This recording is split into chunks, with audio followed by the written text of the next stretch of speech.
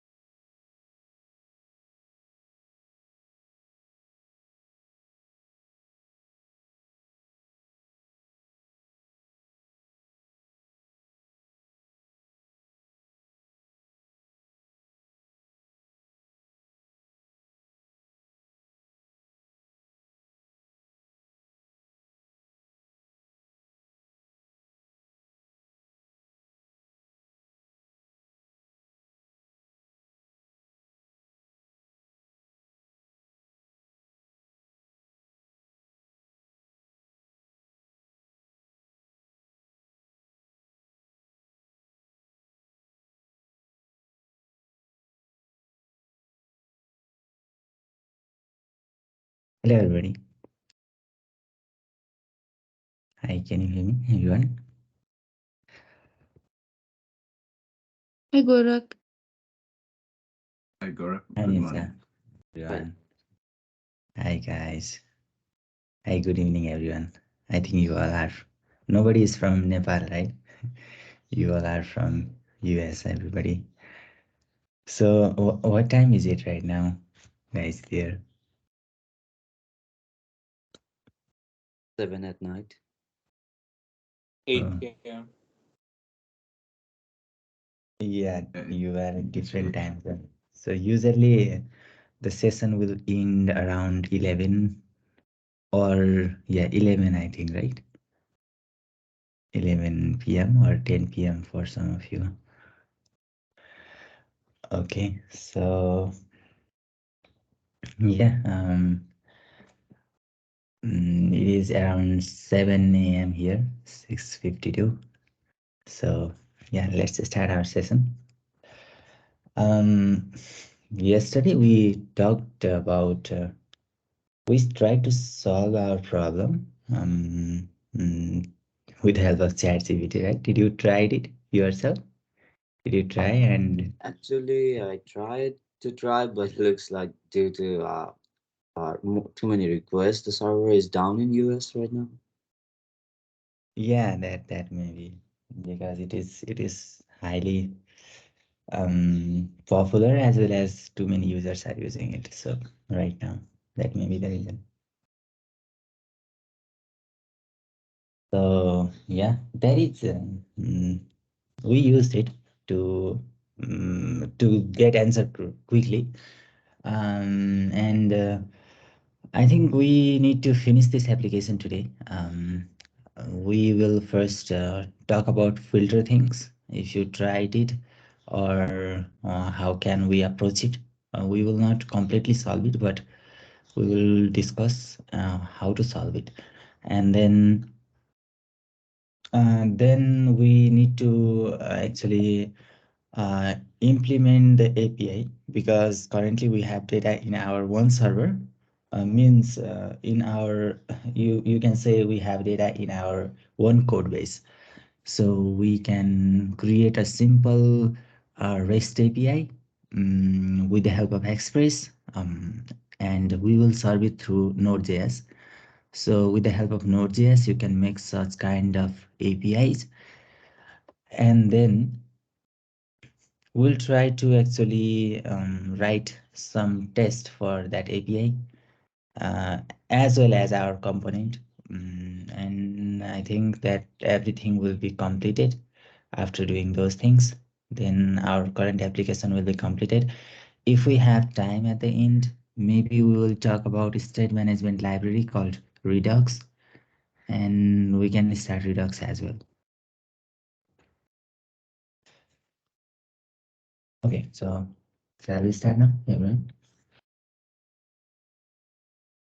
It's really cold here. So yeah, I'm using my room is so cold, so I just turned on uh, this. Mm, okay, I think just give me a few seconds, guys. I think I need to do something here. Let me connect with microphone, and let me turn on this heater here, and then we'll start.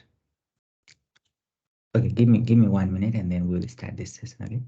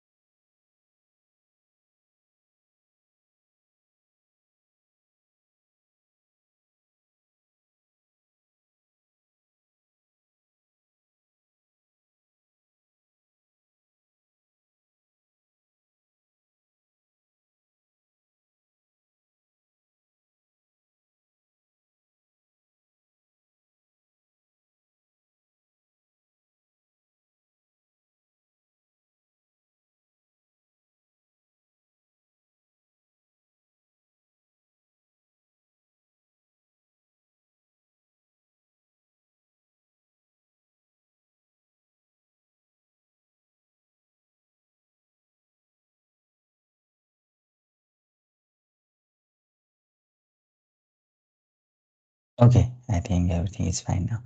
So let's start our session.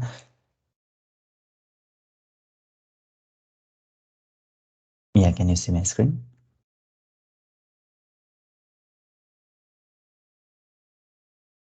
Yes. All right. Mm.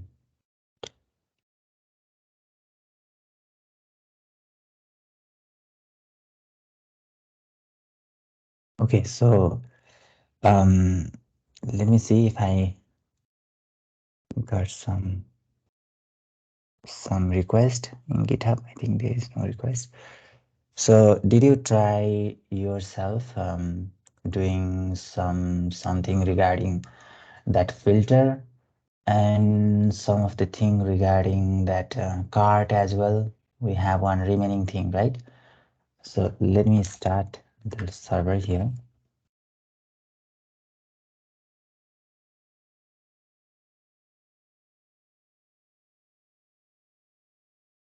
And our application is already hosted, I think, each and every time, right?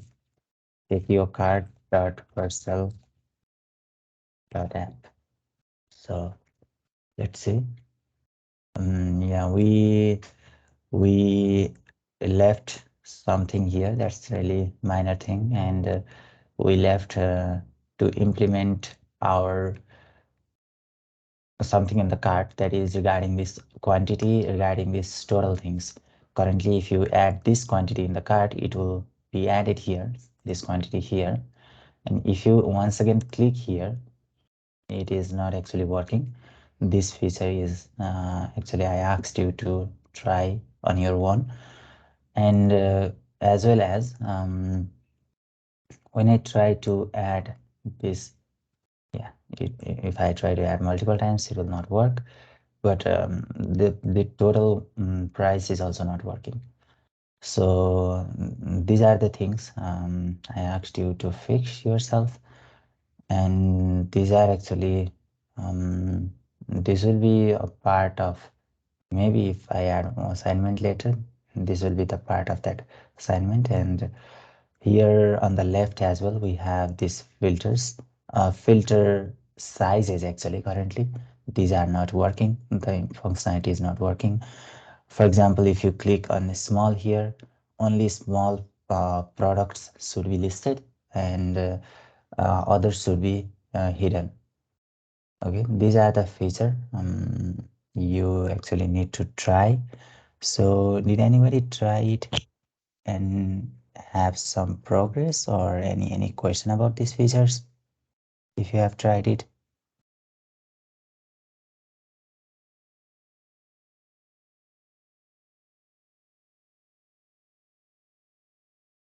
I think you didn't get time to actually work on it, right? Maybe you can work on it this weekend maybe. But let's talk what we can do here, because regarding filter, we yesterday we created state on the context, right? Filter, what are we filtering? We are filtering products. We are filtering products on our page, not on our cart, right? We are not filtering here. We are filtering products in our page. It means we need to go to that product context, not the cart context. So here we have this product context. So we don't need to worry about this cart context now. So we yesterday went here and created a state for the filter, right? And sent this filter uh, through the provider. Am I correct? So can you tell me how can I actually accept the filter as well as set filter in any React component? Because it is already provided, right? Right, by this context, and we have already provided this context through the top level here. This is the product provider. It is actually coming from this location, context / product context and products context provider, that is in our context here. So we have already provided this value. So how can we actually accept it in any React component? We Is it we use the use card context and then call it as a function and destructure the the filter destructure the filter and the set filter. Yeah, but Yes. we will use cart filter because this is not regarding cart, right? Use cart I think we context. will use product context, isn't it? Yeah. We will use product context. Where is use product context? Is it already created? Okay. Because Yeah, I think if you don't have such kind of use product context seems like our one hook, right? It is not the React hook, is yeah, it? our own hook. Yeah. Yeah, our own hook. So it must be created. Otherwise, if we don't have such kind of one hook, then can you tell me how can we consume this value, these values from any React component? What can we do? Use context, and inside the parenthesis we'll put the name of the context, which is Yeah, product context. absolutely. Yeah, inside the name, inside that parenthesis, we will use product context, similar to line number 16 here. So instead of doing that multiple times, we used this hook. So this hook will only use it single time and it will simply return a context here. Okay. Correct. Why cannot we use the same hook, this same hook, use product context hook, to get the filter and the set filter? Yeah, we can actually. I didn't say we cannot, because if we don't have this use product context, then we need to do line number 16 in all React component, right? But right now we have this hook, use product context. That's why we can use this hook. Instead of writing that use context, we can directly use this hook to get filter and set filter. So we can use this hook to get this value, each and every value provided by this context from here. So it means this is a hook which will give you, you can simply say this is a hook which is giving you filter and set filter, right? Similar to React use state hook. What is React use state hook giving you? It is giving you simply two things. It is giving you an array. That array is containing a state and state updating function, right? Use state hook is providing you an array that contains state.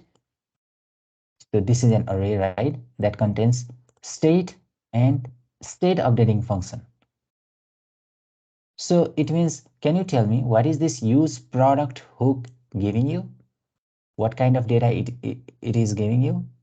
Is it an array or string, number, object, or function? Object. Yeah, it is giving you this object from here, right? So don't be confused with these two curly braces. Right? Why are we writing these two curly braces here? Right here?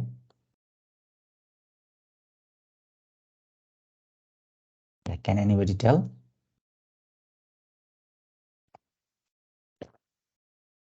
To destructure it? What is that? Is it destructuring? I can't quite see. No. We are not Why? destructuring. The first bracket is to make it a JavaScript tag, and the second Okay. bracket is for to destructure. Yeah, absolutely right. So if you don't understand this code, for example, this code here, now you have really easy way, right? For example, yesterday we did this here. We asked many things. Let me see if it is available. You can just say explain this code, and let me just paste this code here, and let's see what it can do for us. So you can see here, we are defining React component called product provider. That's correct. Uh, and that wraps its children with a context provider. Yeah, we are, I think I cannot scroll. Yeah, oh, okay. Scroll is reversed. Yeah, it is giving you accurate answer here. So what it is saying is the component uses use state hook. Yeah, we are using use state hook here. So to create variables, right? We are creating three variables. That's why we are creating three use state hook. The first variable is fetching, second one is product, third one is filter, right? So a lot of things are explained here. For example, the component returns product context or provider element with state variable. So the provider is used to share state variable with other components. See how this is explaining about your context. The provider is used to share state variables. We are sharing these state variables to all the React components that are available. So, but it will only provide this state variable to those React components where it has wrapped on the top level. What I mean is, for example, if you wrap this if you wrap your React component with product provider, if you only wrap to this product, let's say only to the product, then this state variable will only be available to the product component. For example, if you go here and only wrap, let me go here. If you come here and wrap your context, use your context provider here, product context provider here, then your state variable will be only accessible to product only. But we want our state variable to be accessible by each and every React component that we have. That's why we went on the top level right here and we wrapped here.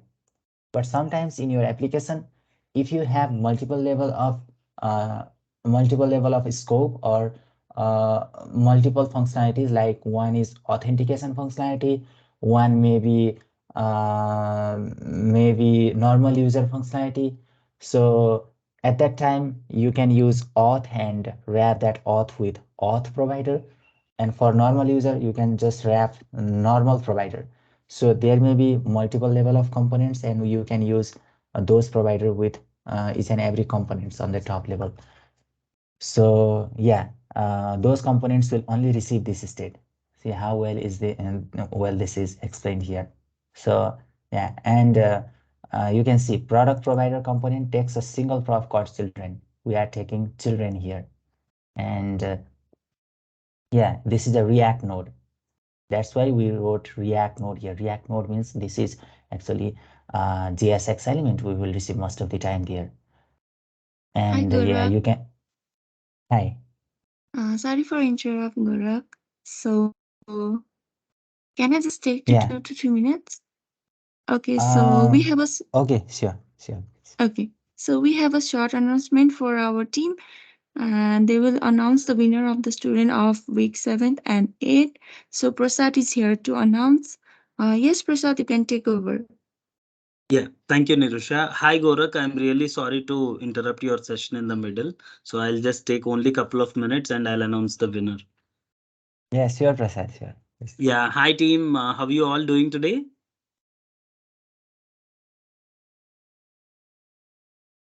Yeah, good, Nobody bro. is responding. I think Yes, we everyone are good. is being silent. Yeah. So team, I'm here to announce our student of the biweekly sprint winner for week 7 and week 8. So I'll quickly share my screen. Team, please let me know once you guys see my screen. So is my screen visible? Yes. Yes. Okay, Yes. perfect. So this particular 2 weeks, we have got multiple names suggested from our trainer and host, observing all the regularity in the attendance and the assignments completion. So, but we have to select only one winner, and this time we have student of the biweekly sprint winner for week 7 and 8. It is Piyush Kunwar. Congratulations, Piyush. I really appreciate your hard work towards the boot camp. So you have been regular to the classes and also being very interactive in the sessions. So this 2 weeks, you are the winner. So congratulations, Piyush, once again. Thank you. Thank you, Prashad. Thank you, everyone. Yeah. Really appreciate it. So, team, we still have 2 more weeks for our boot camp. If there is any extension required, maybe if we have to cover any important topics, we might extend for 1 or 2 days. It will be confirmed by next week. And I hope everybody got very good value from this boot camp. And we still like improve ourselves. You can give your suggestions in the feedback form. So, we'll try to implement everything, whatever it is possible. So yeah, that's it, team. That's it from my side. If somebody is having any kind of questions, concerns, queries related to the classes, feel free to reach out to Gorak. He'll be available on Teams. In case if Gorak is busy, you can reach out to Nirusha so that she'll schedule a call with Gorak. So that's all I have from my side, guys. So everybody can go ahead and take a party from Piyush. It's a kind of virtual party, online party. Sure. Thank you. Thank you, Prashant. Yeah. Thank you. Thank you so much, guys. Thanks for your time. Thank you, Gorak. Thanks for Uh, the opportunity. Yeah. Thanks, Prasad. yeah. Bye. Thank you, Thank Prashad. you, Nirusha. Congratulations, Piyush. Thank you. Oh, yes, Thank please. you, Nirsa. Thank you, Gaurav. Congratulations, Piyush. Thank you. I actually didn't expected this. Okay. Um, we are actually asking ChatGPT a question to explain our code here. We just pick this code and we are seeing if it is accurately explaining the content in our code. Yeah, it is. It has explained it pretty well. You can see everything is well explained, but you can ask questions from here as well. For example, so let me just copy this code if you don't understand this one. So let me just ask, why are we using this in above code? Let me see if it can explain this part of code in our code base. Yeah, you can see this is actually a type. Actually, that's right. This is a type. This is coming from TypeScript, right? And it is used to indicate component except a single prop called children that it used to be of type React node. Yeah, that's correct. It is actually regarding TypeScript thing. It is a type, and yeah, you can see now you can access each and every portion of your code. And let me see if it can give answer to this double curly brace or not. So uh,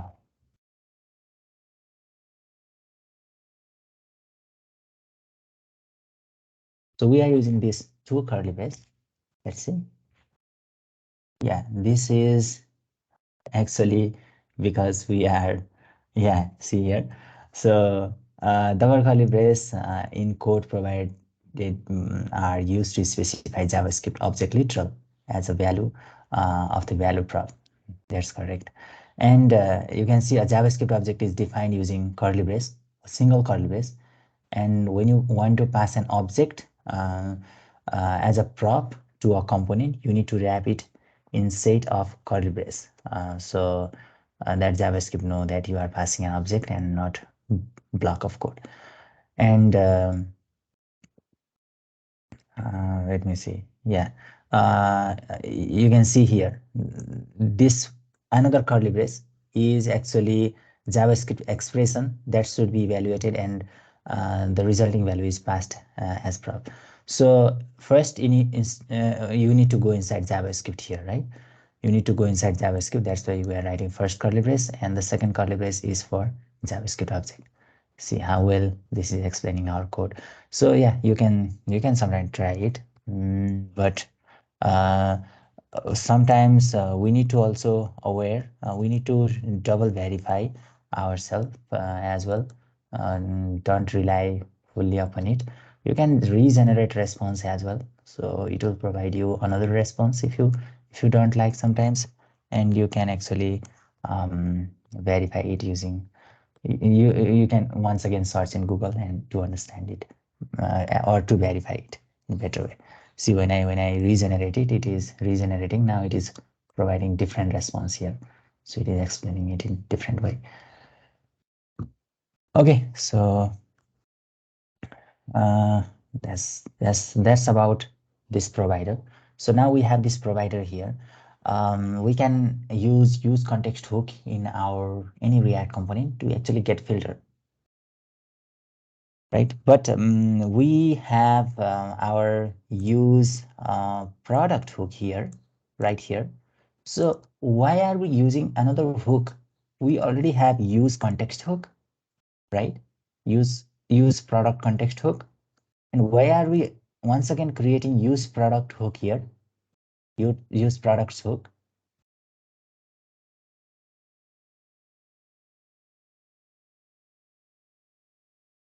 Can you tell me?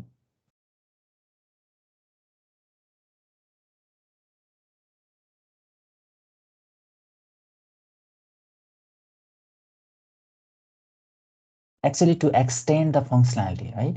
You can write this piece of code, this all code directly in this hook. We are using this to extend the functionality of use product context. What you can do is you can directly write it here, right here. So, and you can directly get set product is fetching product, everything here instead of context. And you can write this whole functionality right here. Okay. But this is not a single functionality that we will have. We will not only fetch, maybe we will do some of the thing regarding currently we are doing filter thing, right? And your cart may have other functionality as well. At that time, we need to increase these functions here. One is fetch product function, another one may be filter product function, another one may be, for example, if you have, if you want to actually sort this product, yeah, this is regarding filter. If you want to source this product, let's say, you may have another source product function. At that time, you will have a lot of functions here. So we don't want to mesh this use product context. We don't want to write a lot of things here. That's why we separated the concern. That's all. That's why we are creating another hook. We only wrote this amount of line, this amount of code here. And to extend the functionality of use product context, we are using use products hook here. See, this is extending the functionality. So it is actually taking this use product context here, once again destructuring it. So we are creating another function here to fetch the product. Now we can write another function here to filter the product. So all of the things regarding product can be written here. Once again, see, this use products also may also be become really huge sometimes. Previously, when we go, if you go inside card context provider, we have this use card context to get the value of the card that are provided from here, this value. And we created use card hook. And see, we want to do some more things in cart, like we want to actually display products here. That is the one thing. And we want to display a single, we want to calculate this total things here. That is another thing. Then instead of doing everything here, we can do everything here in use cart. Instead of doing everything here, once again, we extend the functionality of use cart and make this two more hooks. See here. So we are making this use cart total hook and use product cart hook. And you can see use cart total hook is simply using your use cart context, and it is just getting total and set total. And use product cart, this hook is once again using use cart context, and it is using products and set products. Maybe you can now accept this use product cart hook, use product cart hook, and use total cart total hook into use cart hook, and export everything from here. So in this way, we will keep on creating multiple hooks so that our concern is separated. That is just about separating the concern. We can do everything in a single hook as well, but it will be complex. It will become complex. The code will be huge. The React is mainly popular for writing only around 15 to 20 lines of code in a single component or a single function, you can say, or a single file most of the time. But sometimes you can see around 100 or 200 line of code as well. But if you want to make your code cleaner, it is best if you can write your code in a single file around 15 to 20 or sometimes around 30 to 40 line of code. And that's why in that way we will separate the constraint. Okay, so yeah, here as well, what you can do is you can create another hook, use filter hook right here and do filter functionality there, or you can directly write the filter logic here. So it depends on your code base. If your filter logic is not that much, uh, not too many line of code, then you can write it here. If it is becoming slightly longer, then you can create another use filter hook and write the filter logic in that particular hook. Right? So now what you need to do, you need to just grab that filter and set filter here. We have already passed it, right? Set filter here. And now using this filter and set filter, you need to write another function here. That is, let's use arrow function. That is filtering regarding this another function is regarding the filter logic for your cart application. So let's call it filter product. And here we will filter our products. Okay, we will get filter. When we call this function, we will get filter here. And that filter is nothing but our list of our product. So when you select S here, we will get S here. So in an array, what will we get? We will get array and small size here when you click on this S button here. So to make it general, we will call it filter variable. We will accept it in filter variable or filters variable. If you have multiple, you may have multiple filters as well, right? If you go to final application, you can click on multiple products as well. So we can also get multiple, you can say sizes here. So in an array. So this will be array of strings. Okay, when you get these filters in your filter product, then we will actually compare it to our actual product and filter. Okay, so from here, what will we do actually? We are going to essentially set our products. So we will first filter our products and finally set our products from here. So let's say we will filter our products and keep it in some variable called filtered product. We are going to filter our products here, and these are going to be filtered product. And finally, we will pass it here. We will pass this filtered product here.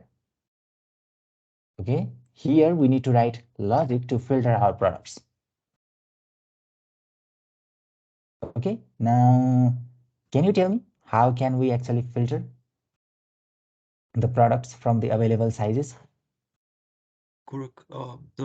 The filters thing, which is the array of string, it's actually the array of the available sizes, right? Like XL, Right. XL.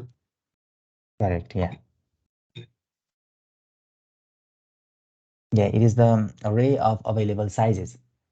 And do we have that same array in our product as well? In our product object? Similar array? Um, If we can we? have similar array in our product object, then we can compare, right? Yeah. Is it available in our product as well? Yes, it's available as the key available sizes. Yeah, perfect. So if it is available, then we will actually compare. Okay, we will actually find this string, this filter in that available sizes. So if it is available, for example, let's say we will send the filters will be, so let's say these filters, we will call this function from somewhere in our React component, and at that time what we will do is we will pass this available sizes. Let's say that available size is medium. Then it will go here So we will now compare. We need to actually find it in all of our products, right? So we need to actually loop through all of our products here. So we will loop through all of our products. We'll start looping from top, and we will see if that M is here inside this available sizes array or not. We will loop through this one as well. It means we need to use two loops, one for this product, another for this available size. So one loop inside another loop. So there we will loop through this available size, and we will see, loop through each and every string here. And if you find that size M here, then we will actually return this product. We will actually store this product. Otherwise, we will just discard it and we will go and loop through another available size. So we will keep looping through each and every product. And here we just found our size that is matching to the available size to this third product. It means we will store this product. Okay, we need to actually display this product here. And we will keep on looping to rest of the products here. And if other products are matching as well, then we will actually store those products. So can you tell me how can we actually store all of this mass product? We just want to store this product. We can use some functions. For example, let me ask you a simple question. Let's say we have an array. We have an array. Let's say 1, 2, 3, 4. And if you just want to store even value, or if you just want to return even value from this array, then what should you do? What function will you use?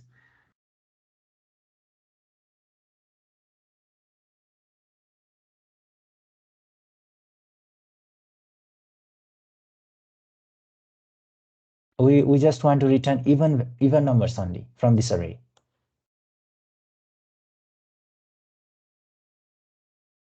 We can simply use JavaScript. Yeah.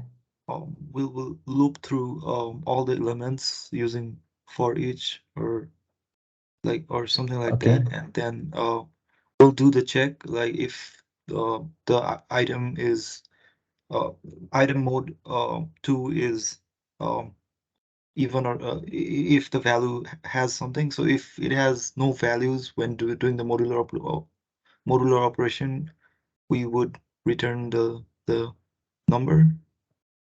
Okay, we are looping using for each method. So why did you choose for each especially? Because the other method is like map, and you mentioned that map would we usually use map when we want to construct another array. So like I guess we do not want to construct some other array. So to Okay. simply iterate through all the elements, we might as well use for each. So yeah, it will iterate. For each, it will iterate through all of this element. But what do we want at the end after iterating? All the even numbers. Then for each is a function, means we need to return at the end, right? Yes. The even numbers. But for each, if you remember previously we explained, we right. cannot return from for each. Right. Actually. So will you use something like filter? Yeah, filter is more appropriate and popular to do these things. So we are simply filtering, right? We are simply filtering. Yeah, that is fine. So if you explore multiple methods that are available, then you will understand more thing about those methods. So why can't we use for each? Let's say we can use for loop, right? We can also use for loop. So if I want to use for loop, what can I do? Yeah, we can use this ChatGPT once again. So for example, let's say I have an array. So I want to get only even numbers. Please use JavaScript to solve it. So Yeah, you don't have to request, and this AI actually it will just do whatever you ask. Let's see. Yeah, see here you can use filter method to filter out even numbers from an array. So filter method takes callback function. See, this is explaining everything regarding filter method, and it is now using this filter method so to actually get even number here. So this is really cool, right? We can learn it really fast now. So how can we do it? So see here, it is now giving you another way as well. We can also do the same thing. It is doing what is this doing? Arrow function and ternary operator. Oh, it is not actually. It is the same thing, I think, right? I'm assuming ternary operator somewhere here, but it hasn't used ternary operator, I think. This is the same code. So it is once again using filter method. So this is not what it is doing and what it is saying. But what you can ask, so can we do it using for each method? Let's say what it has to say about for each method. Yeah, we can use to iterate. So if you use for each method, you need to actually create a side effect. So this here, you see, this is called saying push even number to a new array. And that new array will be outside of this for each method because we simply cannot return from for each method. That's why we need to create side effect. This is called side effect. We are simply pushing, updating these even numbers inside from for each method here. So at that time, we will create side effect, and creating side effect is actually against React. It is not what React recommends most of the time. If if if it is possible, try not to create side effect. So try not to write such kind of code in React. So that's why we will not use this for each method. Instead, what you can do is just use this filter method. Okay, but here you have benefit of learning different methods. So let's ask, can you do it using for loop? So now you can learn each and every JavaScript concept to implement the same functionality, right? How can we do it using for loop? How can we do it using for each method, filter method, and you can compare as well. What is the difference then? Which code is better? So see, this code is just 2 line of code here. Just a single line of code is giving you even numbers. Now, if you go and see here, this for is, we are creating some complex thing. We are creating array. We are creating multiple line of code here and doing something here also difficult to understand. And this is creating side effect, which is not recommended by React. And this is doing same thing using ternary operator. See now here it is using ternary operator. It was trying to use it here as well.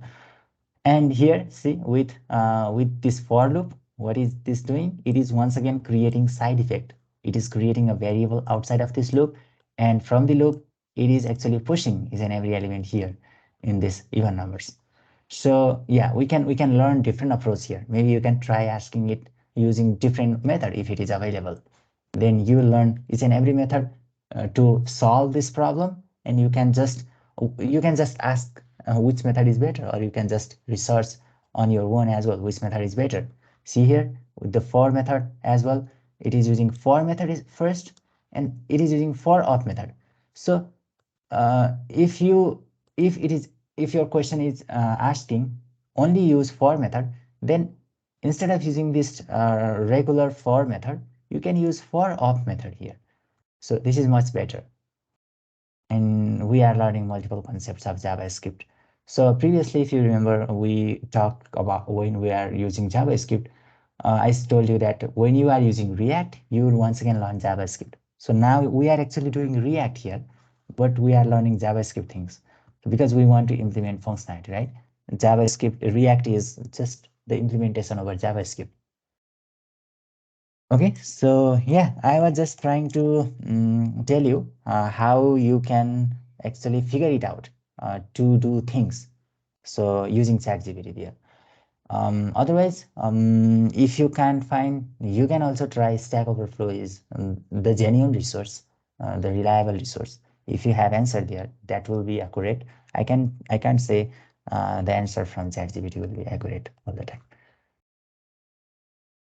Okay, so yeah, now what you need to do here, you need to actually filter your products first.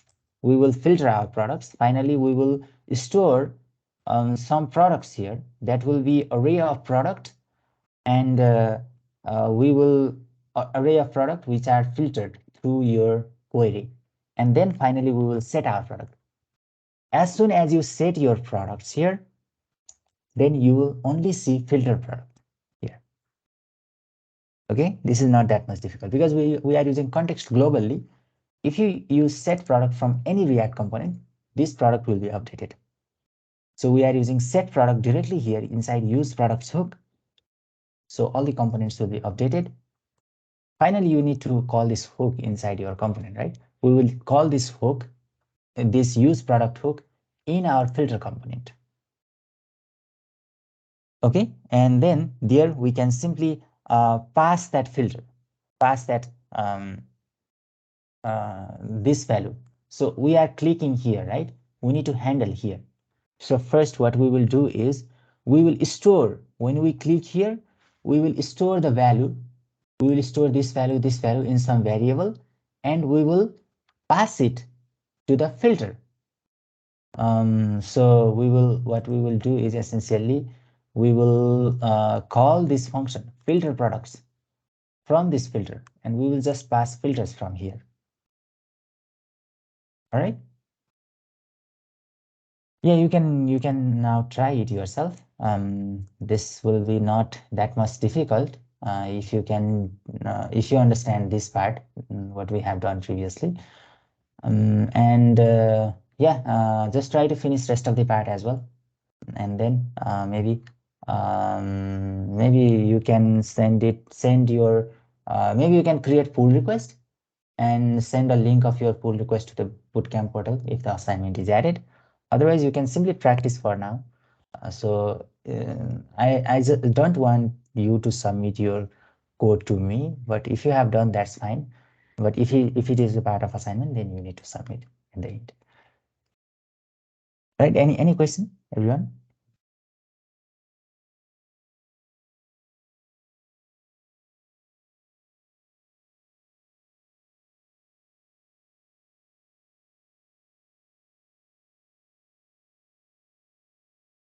Okay, then. So let me push this code anyway, and then we will start integrating API because currently the API is not working.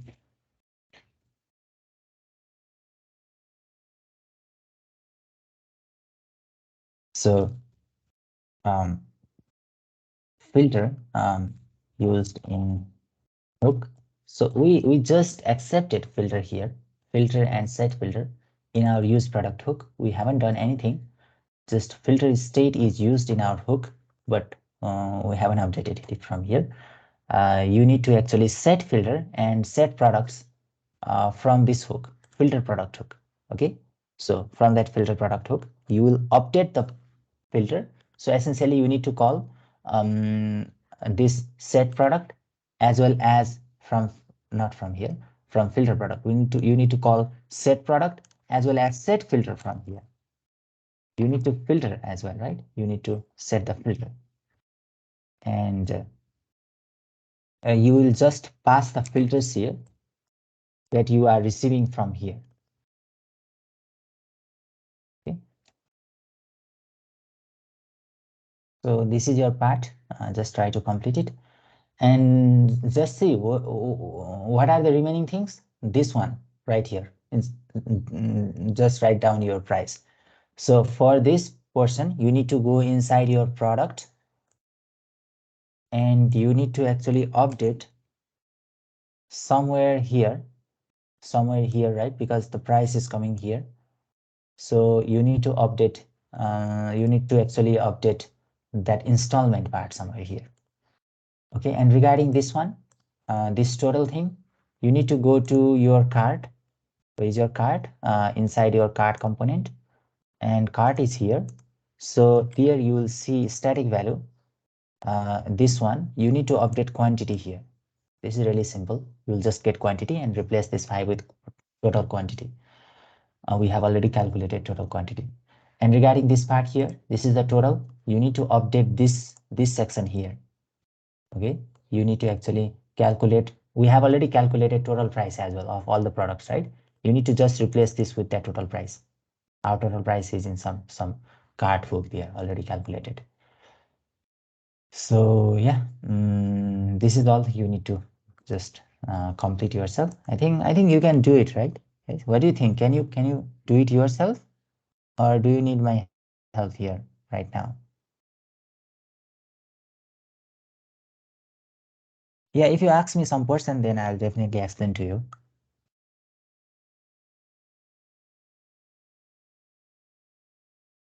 Yeah, do you think you can try to solve it on your own?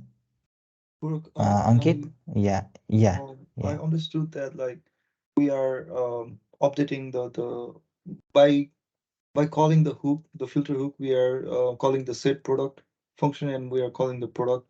But once we like, let's say we have the filters on and let's say we click elsewhere and we cleared the filters, would it Mhm. like how would it take back? How would it call the set product again to bring back all those products that has been taken away? Um, you mean once we clear this filter, for example, if you refresh this application We have to refresh the application to clear the filter. currently, yeah, Okay. for Yeah. now, if you click here, then it is clicked. So to unclick it, we will once again click here, right? This is like a toggle, right? We are clicking and unclicking. This is just about updating each and every product here. So yeah, if you just want to clear everything from your application, the refresh will just start your application from start. That is the different thing. But if you just want to clear your some of the selected filter, then you click it once again, and you create such kind of functionality here inside uh, your product component, right? We are clicking actually filter component. We have filter component here, maybe somewhere here, yeah, and we have this handle change on that checkbox. So we will actually implement that logic here. When you click here, then your filter will get updated. When you unclick here, or once again click there, then your filter will once again be updated. So it means whatever you are passing here inside your filter, that is received, we need to call that, right? We need to call this function from that filter component. We need to call this filter product function, and then at that time we will pass this selected value, and this will be passed dynamically. So when you click multiple things here, you need to pass multiple values here. When you click this one thing, then we need to just pass one value. So this filter will depend upon your click there, and depending upon the value, it is going to update these filters as well as products. Is that what you were asking, or is there Oh, something different? yes, that makes sense.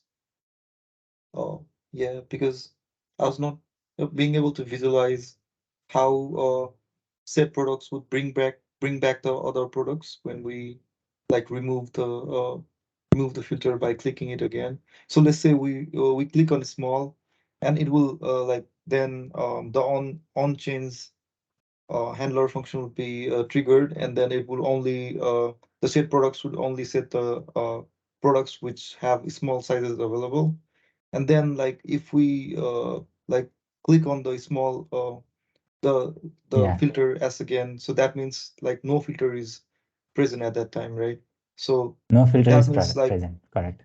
that means the handle on chain should be available, should be able to like bring back the bring back other products which were like taken away during that filter. Correct, correct. So we will check the length of an array. For example, if you click here once again, then empty array will be passed here, right? Here, that array, that will be array, but that array will be empty. There will be nothing because we haven't selected any of the filter currently, right? We deselected the previous one. So we will check here whether our array is empty or not before doing this. If our array is empty, then we don't want to set filter, we don't want to set product, right?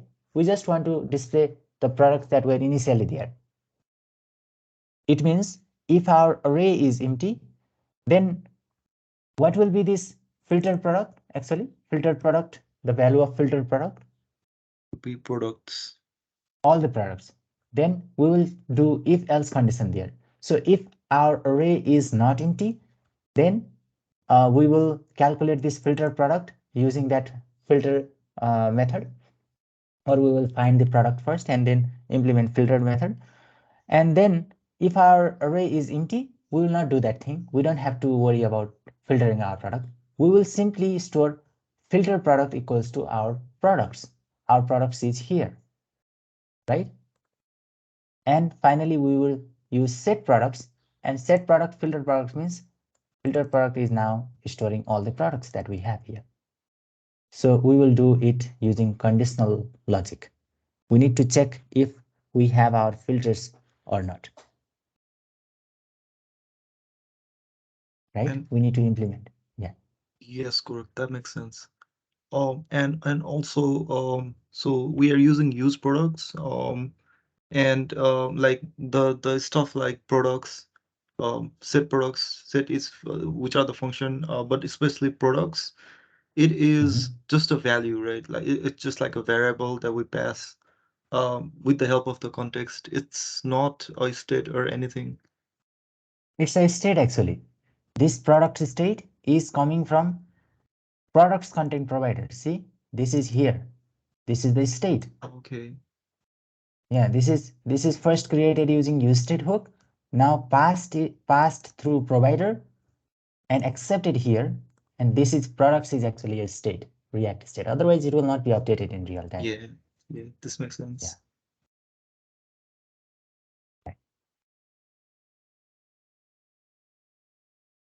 Yeah, any question, everyone? So do you think you can do it, guys? Are you feeling somehow confident to approach it yourself? Yeah.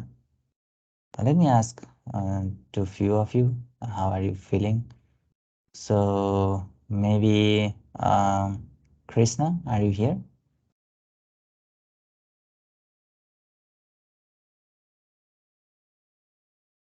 I think you are on the boot camp. Daya, what do you think? Can you do it yourself? Daya, are you here? Can you hear me? Yeah, I'm here. Yeah. How are you feeling? Are you feeling somehow confident? Are you able to understand what we were doing until now? Do you have some Mm, feedback for me? Not everything, kind of. Some places, I need to go through. I just, and like that break time, like Christmas and New Year, I was kind of do it. So I'm kind of falling behind, but I'm catching up. Hmm. Okay. So just let me know when you feel not comfortable while doing some of these stuffs here. Okay, I'll try to help if possible. Maybe if we are not available as well. Um, if you are doing, maybe you may be doing this in the weekend. Yeah, you can just text me if you have some problem. Maybe we can connect for 2, 3, or 5 minutes to solve your query. Okay. Okay, so thank you. Yeah. Okay. So, okay, guys. I think you can just start work on it. I think you'll do some progress. Right. So, did I? Okay, let me commit it. All right. So now let's go and create our own API. Gaurav, So, just yeah. before that, one small question now. When we're working, like if we have some like questions arising, can we like also text you in like the bootcamp? I mean the Starkio bootcamp message site in Teams, right? Or Yeah, yeah, yeah, right. You mean okay, while then doing boot camp or while you are just practicing?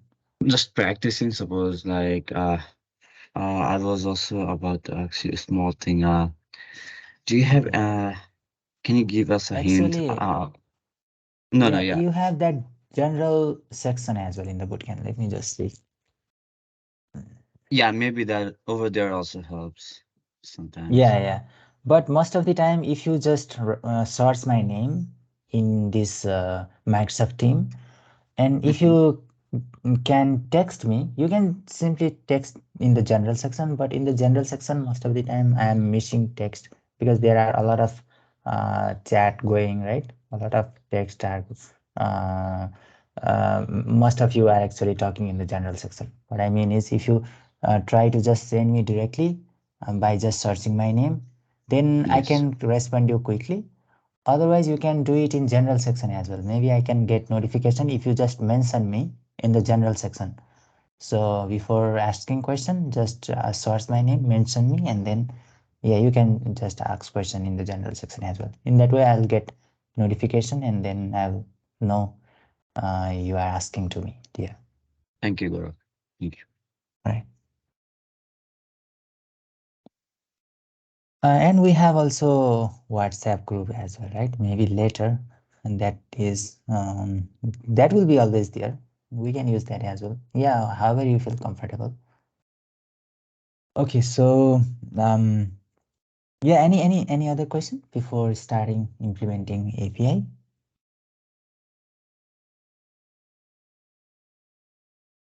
All right, then let's actually replace this.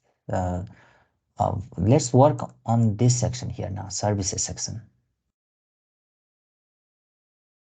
Why are we working on this section actually? Because previously I commented this portion. Now we want to uncomment. Let me see if it is available right now.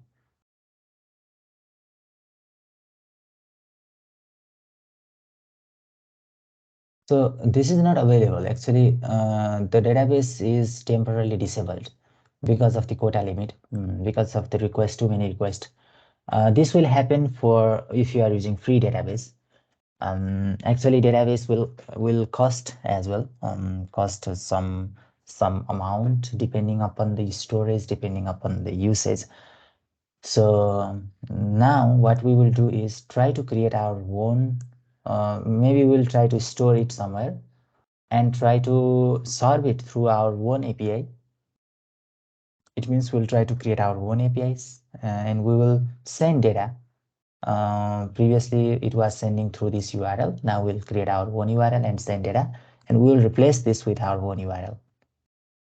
Okay, these kind of stuffs are done from backend. So let's try to observe what actually will happen in the backend side. All right. So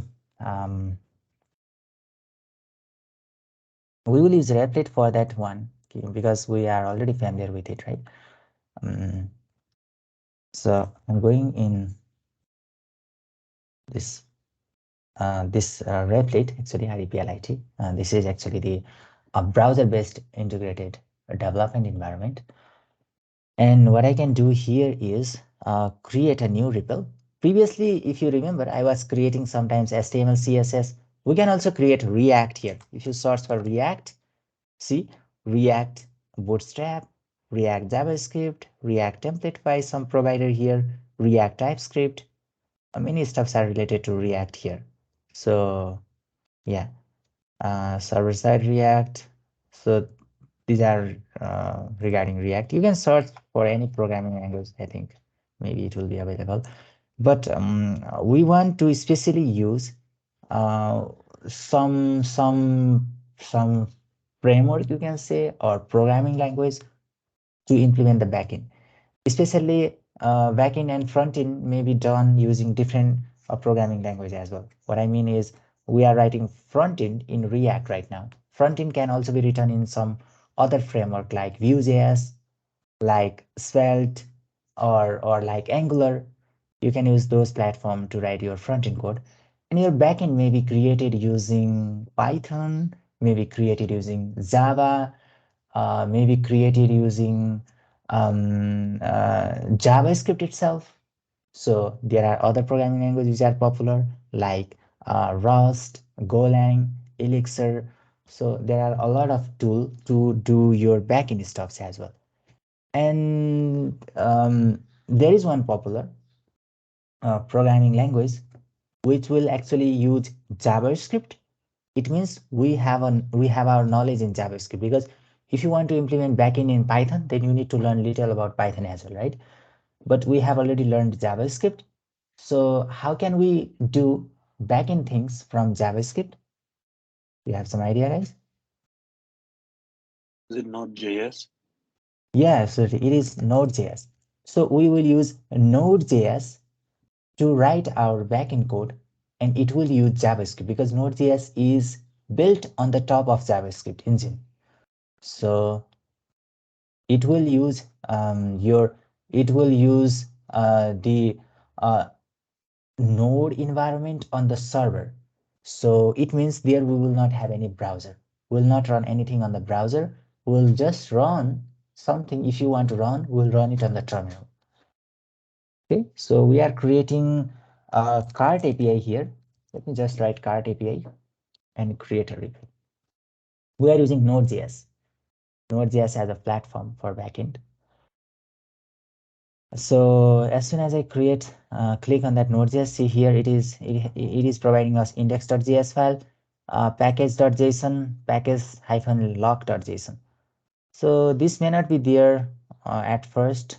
If you want to do it in your one local server using VS Code, right? You need to create an empty folder and open it with VS Code, and you need to first install Node in there.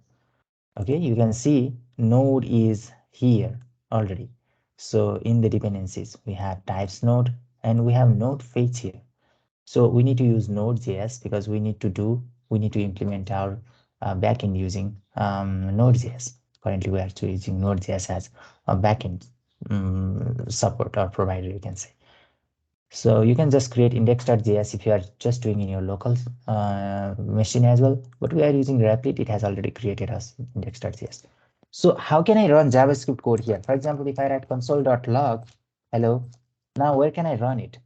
Here you can see run button, right? But where will it be visible? Will it be visible on the, we don't have browser, I already told you, right?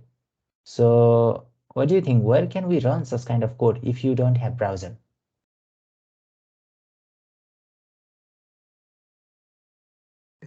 In the console of the browser. Correct. Yeah, in the console here. So how can we run our JavaScript code on the console? Using the command node. Yeah, using the command node. We'll write node and name of the file. We have index.js, which is a JavaScript file. So it should execute that JavaScript file with the help of node here. So this is the console. I think this is used by this particular preview. We have shell here as well. So this is like a terminal actually.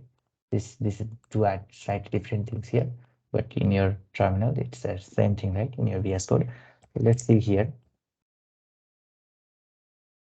And here you can see the output that we are writing. So if I click on run button, you will see output on the console here, right here. So this is using run button to display this output. And this is the terminal. It's the similar terminal that we have in our VS Code. So yeah, we can run our code here.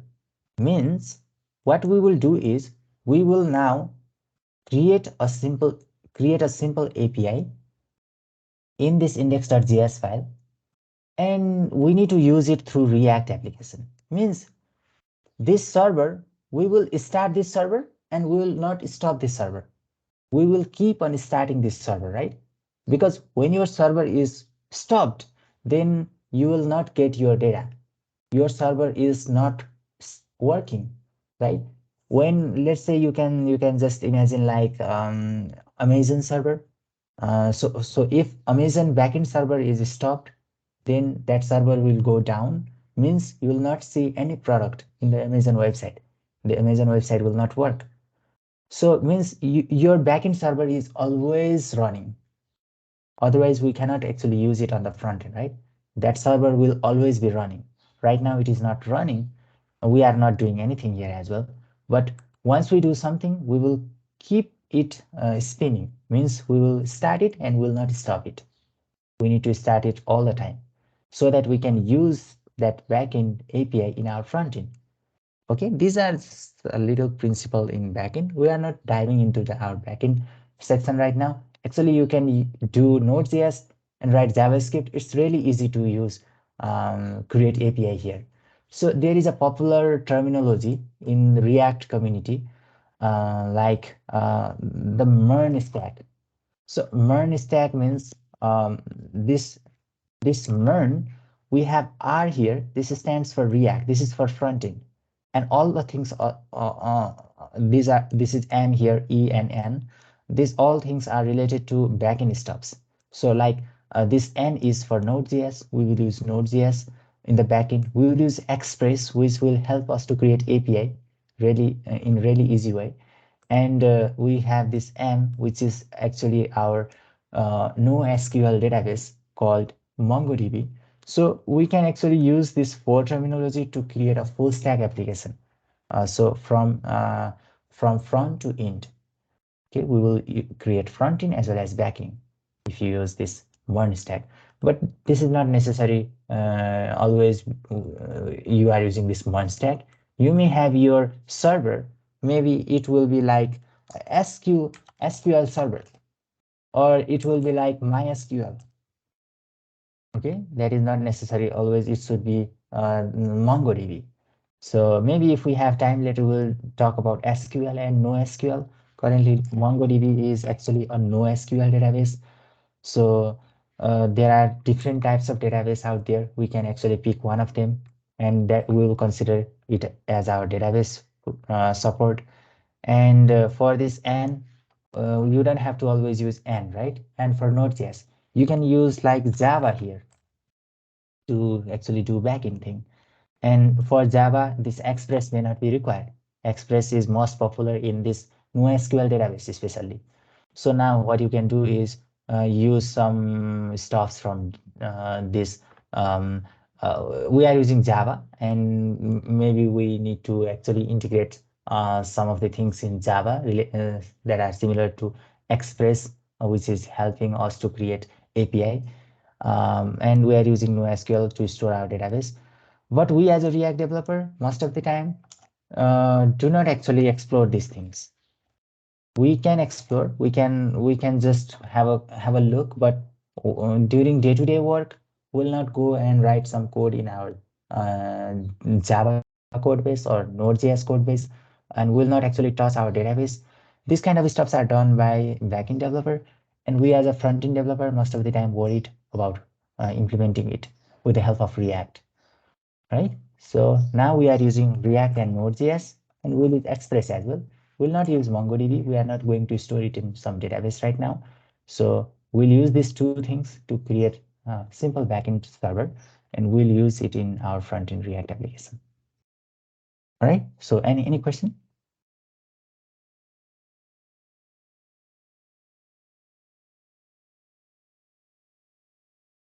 So let me ask, let's ask this ChatGPT. Yesterday we tried as well, right? So how can we create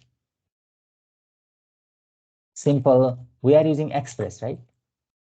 Express API with Node.js.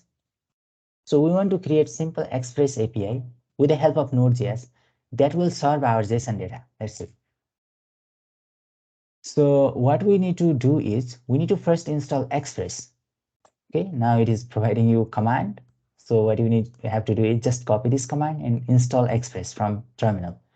And once you install Express in your index.js, you need to write this code. And that's all. Now you have successfully created your API, which is always started in this port, 3000 port, and it is always running. And you can get this through your React application, and you will get this hello world data in your React application when you send GET request. See, this is actually accepting the GET request here. So how easy this is? It's really simple, right? To create API, and it is providing you other example as well here. It is saying like you can actually add more routes. Now, if you here, this is just for GET request. You can actually add request for like post request, maybe put request, delete request. These are like CRUD operations. So let's try to follow this and let's see if we can actually create simple Express API with the help of ChatGPT or not. Let's see. Copy this code and go to your terminal, and we will just install Express here. And the information will come in package.json. So it will be listed here. See, Express is available. So now we'll go inside index.js and we will simply copy this code. Okay, so what is this doing? Actually, it is using this Express. So what is this line of code actually required? This is actually a slightly older version of implementing writing stuff like import express from express. Currently in our React application, we are importing using import statement, right? So it is using this common JS syntax. This is slightly older syntax, and it is actually most popular in Node.js. So Node.js in the previous version, they used to only support CommonJS, not our ES module. So if you want to use ES module, then you will write import express from express. That syntax is more popular and we are used to that syntax. So let me just ask, can you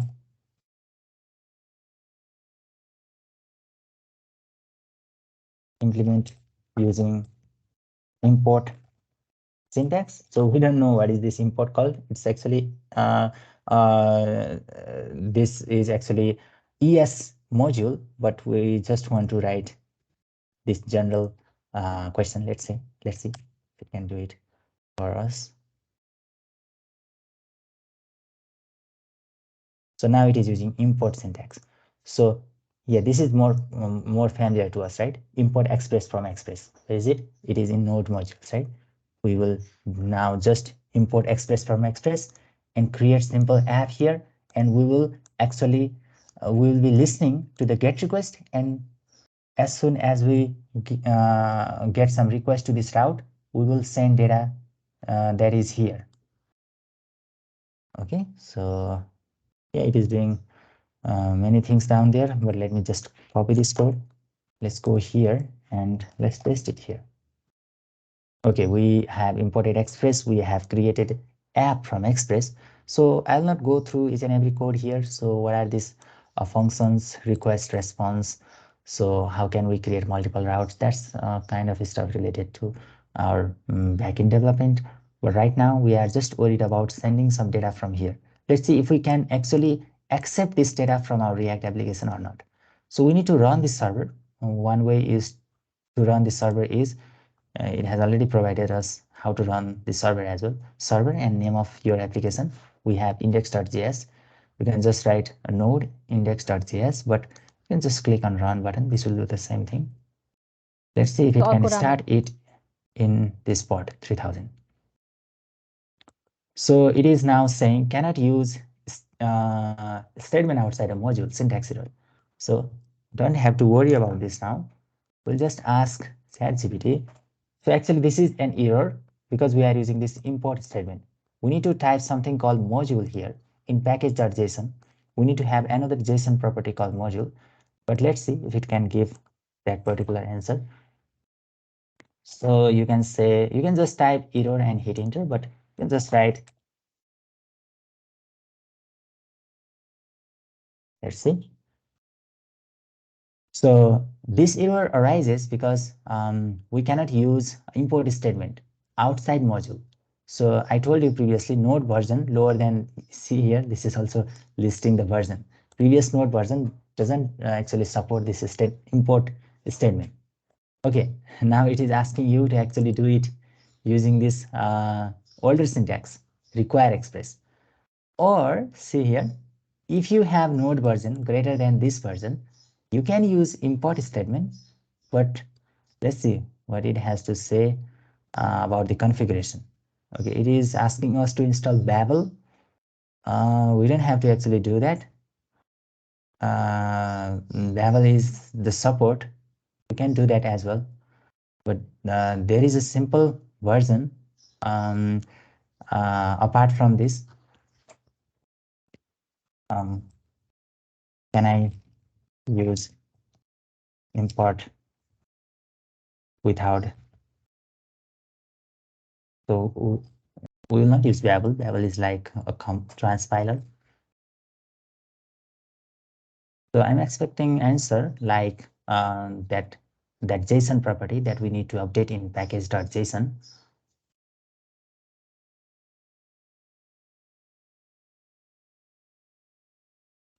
Okay, it says if you are using earlier version, you need a transpiler. So currently, let's see what is the version of Node.js that we are using. So it is already providing us the command. Write node v in your terminal, then you'll get the version. So let me see. Node hyphen v. So we are using this version. So let me just paste it here.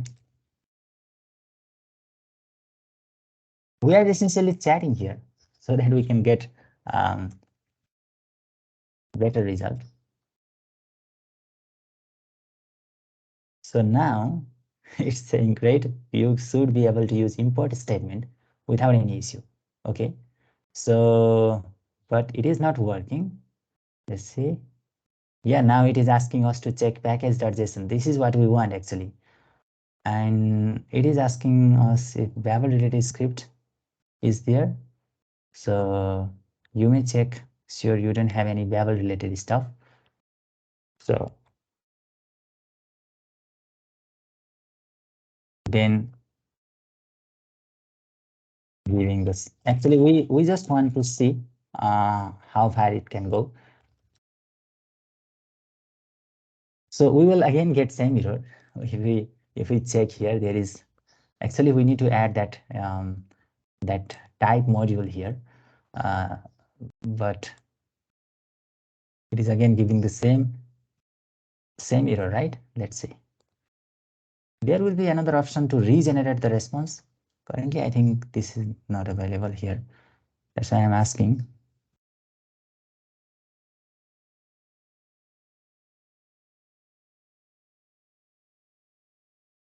Okay. Okay.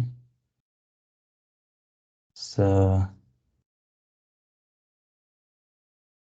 yeah, this is what we will not do. We simply import using that import statement, and then we will simply update that package.json. So let me just directly ask my update package.json file to support. This is actually ES module. Let's see. Import export is like called ES module, and previous that require statement is called common.js. Okay. See here now it is providing us that exact answer. Now we need to add this field called type, and the value will be module, and yeah, that's all what we need to do to solve this issue. Okay, so let's see if we can actually add this code here and run it once again.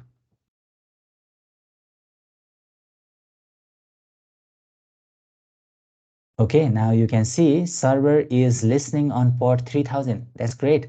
And this is our API URL now.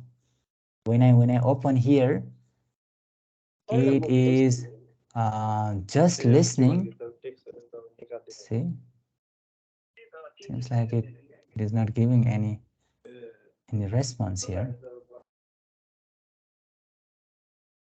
But what we will do is we will try to use this URL on the front end, and let's try to send some request here.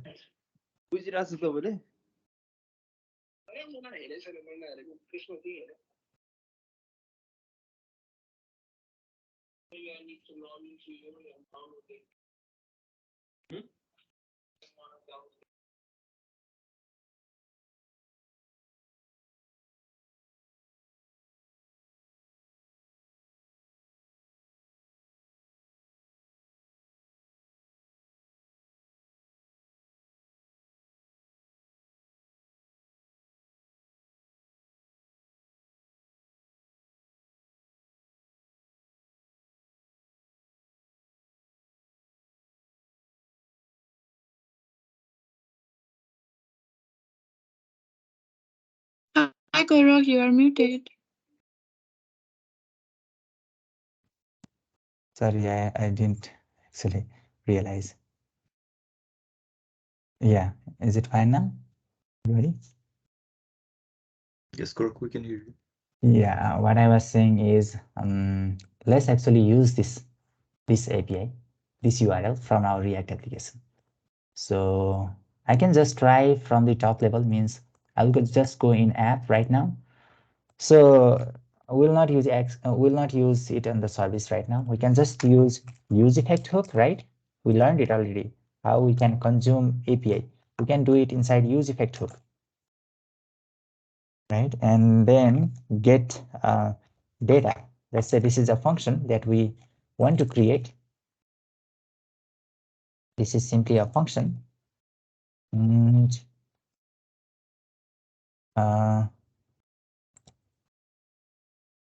and here, here, yeah, I think, yeah, can you mute me as well, guys?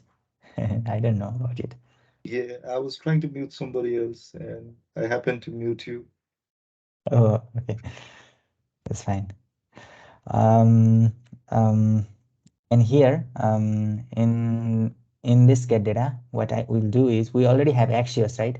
We will use that Axios. We need to import it here.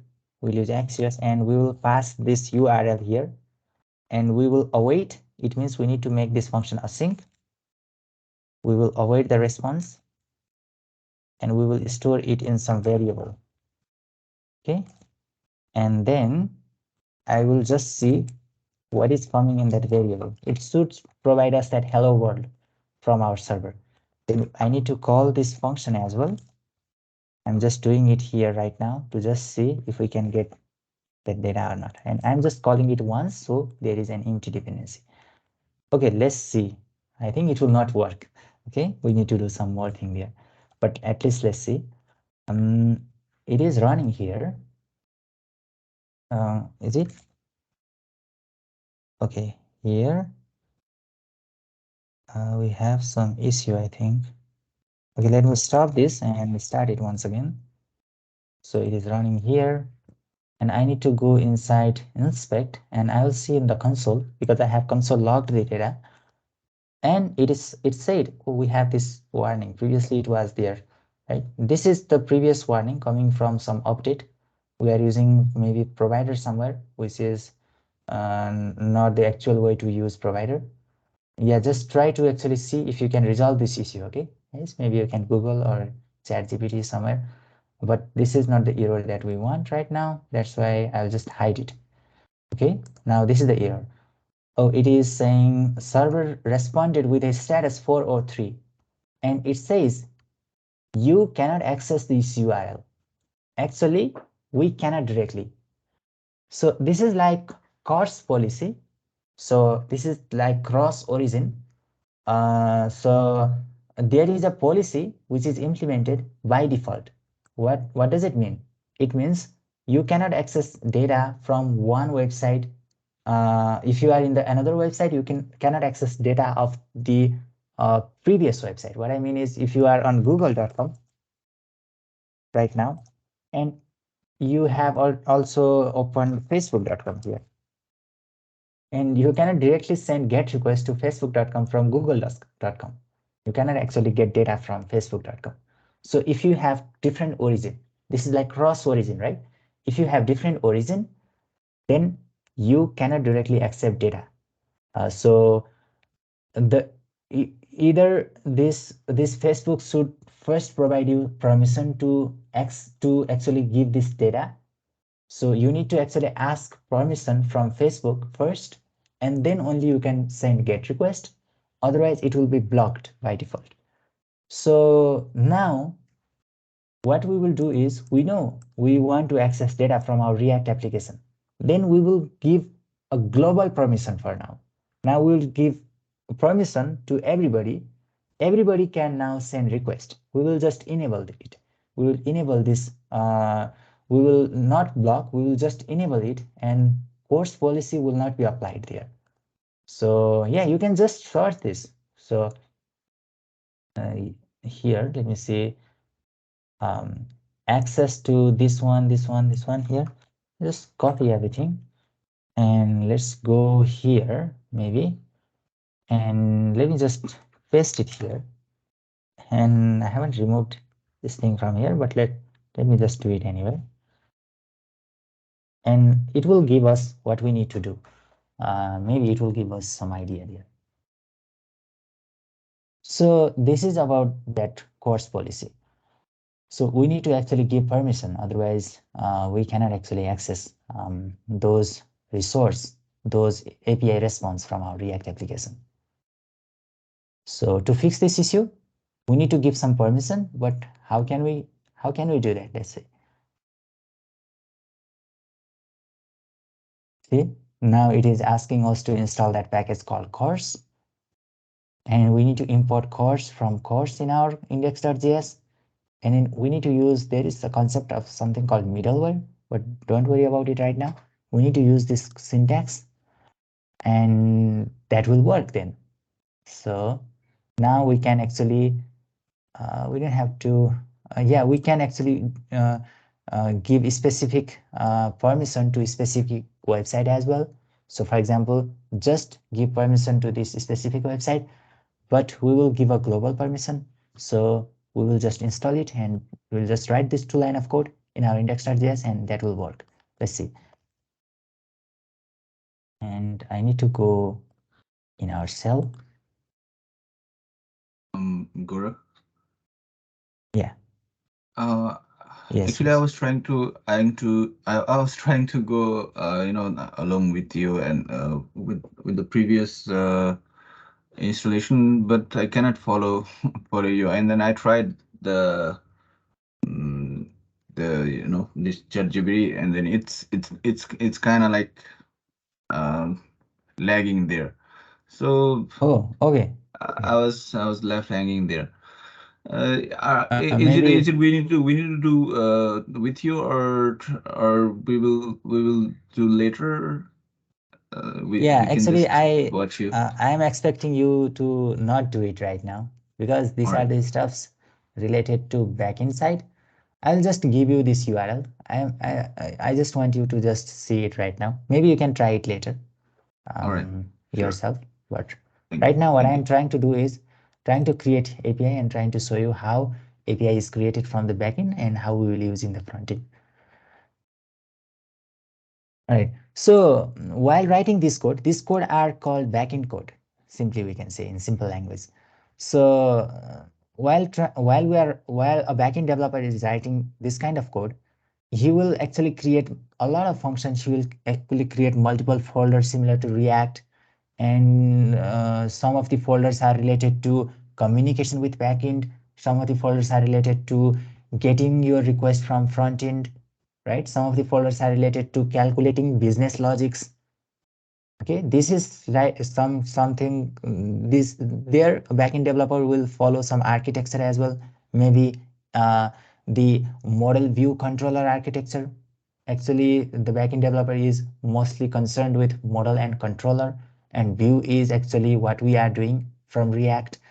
So yeah, you will create multiple folders, multiple logics will be there, but this is a simple file in index.js. This is a really simple one. So backend developer can create multiple functions, and one function may be related to communicating with database. We will send some request to database. Depending upon the request from the user, we will get data from database using such kind of function in the backend code. For now, what we are doing is whenever user hit this URL, this forward slash means just the URL, then we'll just give him this static data. We are not getting data from database here. Otherwise, depending upon the query here, we can just inspect the request here. What is the request done by the user? And depending upon the request, we will give the response. We can actually communicate with our database somewhere here. Okay, if we want. But right now we are just giving static data. Okay, let me stop it and run it once again.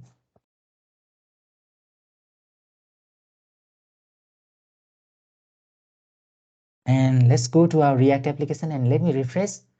Let me see if I can get that data from my backend or not. Okay. Still saying maybe we didn't update some code, I think there, right? We install it, but we didn't update this code here. We need to actually add this code, these two code. We need to first import that package that we just installed. And then we need to actually use this middleware. This, you can say it like we are just using this package here. We are just giving the permission. Yeah, this will actually run in between. And now it should work. Let me run it once again. So it is now running. Now let me refresh this. Okay, we need to go to our live server here, and let me refresh it. See, now this is the data that we are sending from backend, the hello world. We are successfully able to get data from our backend to the frontend. And this is how usually we communicate with backend. So backend developer, now you may have guessed what is the job of backend developer: to write such kind of functions, to give such kind of data to us. So he will give such kind of data either from the request or with communicating to the database.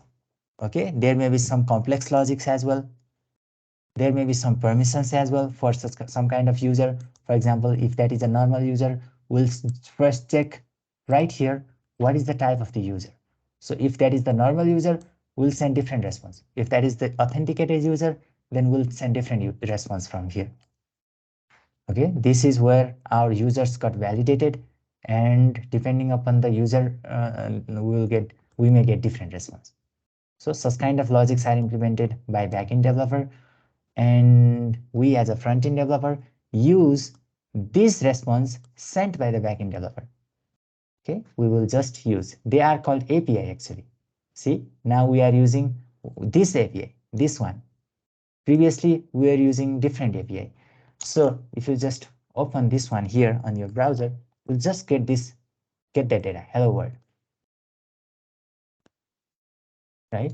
So this is just hello world data. This is not that much useful. Now let's actually send actual product from backend. Okay, so what you need to do is go here once again in our server right here, and instead of sending this data here, we will send the product data. So let me ask this ChatGPT, how can I serve? We want to actually send JSON data from server.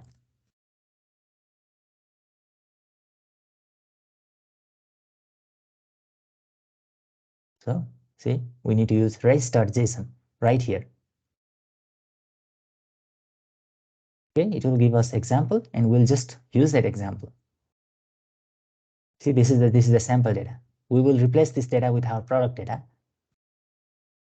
and we will just send using res dot, instead of writing send, now we'll write JSON, and we'll just send our JSON data. Okay, so this is really simple. It means I need to go and copy those data from here, and let me just use two objects. So const product, and I'll go here. It is still writing. We already got our answer. So just create our data. This may be in some different file. Okay, I'm doing it in single file for now, this to make this really simple. And this is an array. Let me close it. So this is an array, products array. And now what we are going to do is we are going to send this array, or what you can also do is you can just cut this from here. Maybe you can create data.js to make it more simpler. And let's export from here. Now you can import this data somewhere here. So maybe import products from data.js, this file. And we have products here coming from here. Now what we will do is right here, we will just write JSON and replace this hello world with our data. This is the products data. And let's see, let me stop this server and run it once again. Oh, it died unexpectedly. You are writing in the wrong there was a place. typo. Yeah, sorry. This is export const. Okay, so is this fine now? Is there any other mistake? You are giving data to wrong person, right? Oh, sorry about that. I didn't realize. Why am I doing that? I need to actually replace here products. Products, okay. So let's run it once again. Now it is working, I think. It is sending our data. Means let me open this URL in another tab. This URL, can I copy it? Copy it and paste it here.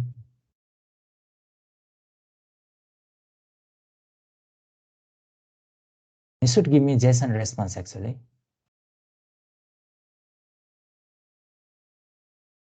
See, this is the actually result coming from API. Now it will more it will become more familiar to you, right? Because previously we used different APIs and we got similar response from there. And now you know how it is created from backend. And now how we are getting this on this URL. So we simply now can go to our React application and we simply now can refresh this, right? And we will get that products. See, now we have this array which is containing 2 products. And this is how we create API, and this is how we this is how API are created from backend developer, and we can actually fetch this on the front end. So we are getting the same data. These are the 2 data that we served from here. So we may have other data. This data may not be here. Okay, these are the static. What backend developer can do is write logic here to communicate with database, and it can fetch data from database, and it can now send that data coming from database here. Okay, and then we as a React developer consume it on the front end. We have already consumed it, right? What we did, we actually wrote simple function to check whether data are coming here or not in our app.js. Now we verified it. Now what we can do is we don't need it anymore. We'll just comment it. We don't need XJS as well. We don't need use effect as well. What we will do is we'll go to service and we will just replace this URL here. Okay, so we'll just replace this whole URL. And this is actually iProduct response. We need XJS as well. Now we need to destructure our products. And we don't need to actually import from our static product now. Okay, what is happening? Await can only work on the async function. So we need to write async here as well, right? Otherwise we cannot write await. Sync. Now what do you think? Will it work or do we need to change something more somewhere?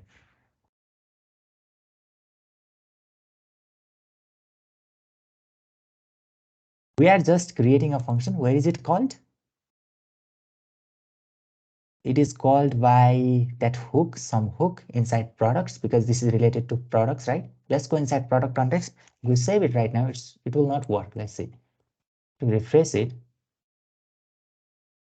And maybe error here, not responding. Let me stop it and try to run it once again. Now it should undo. Sorry, this is not responsive. Let me run it once again. And let's refresh it. Oh, it seems it is working because in our product context, we are directly importing, I think. Let's go there in our context, actually, not in the component. In the context right here, use product, see here. So here what we are doing is we are just is this the location? Yeah, this is the location. So we are just getting the products and sending the product. But it shouldn't work right now, right? Because we are not sending any product here. Get product is actually providing data. Get product is providing data, but we are directly calling it here. So if I go in the console, you see it becomes unresponsive, because what happens is in get product function, get product is the function coming from our service here, and we will not directly use get product. Get product is returning product, means it will directly not return product. It will give us a promise, and we cannot directly use promise here. We cannot directly set products with promise. This is what we cannot do. Instead, what we need to do is we need to first consume that promise. We'll use get products dot then, and we will get products here. Now we'll not set our products in this way. We will just set our products here. Okay, let me just comment this one for now. Let me see if it can set the products. So this is becoming unresponsive. This is added 1 second.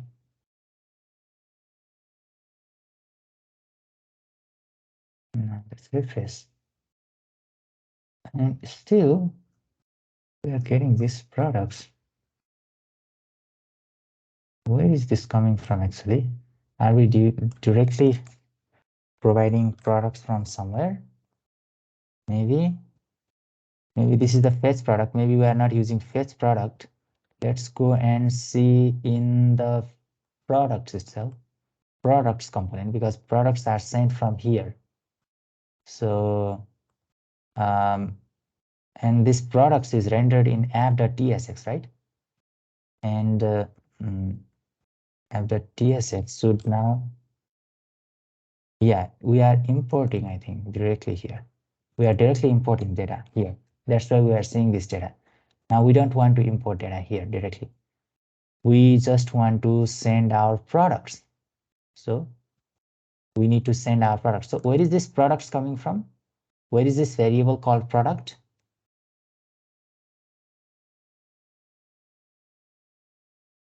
Can you just guess where is this?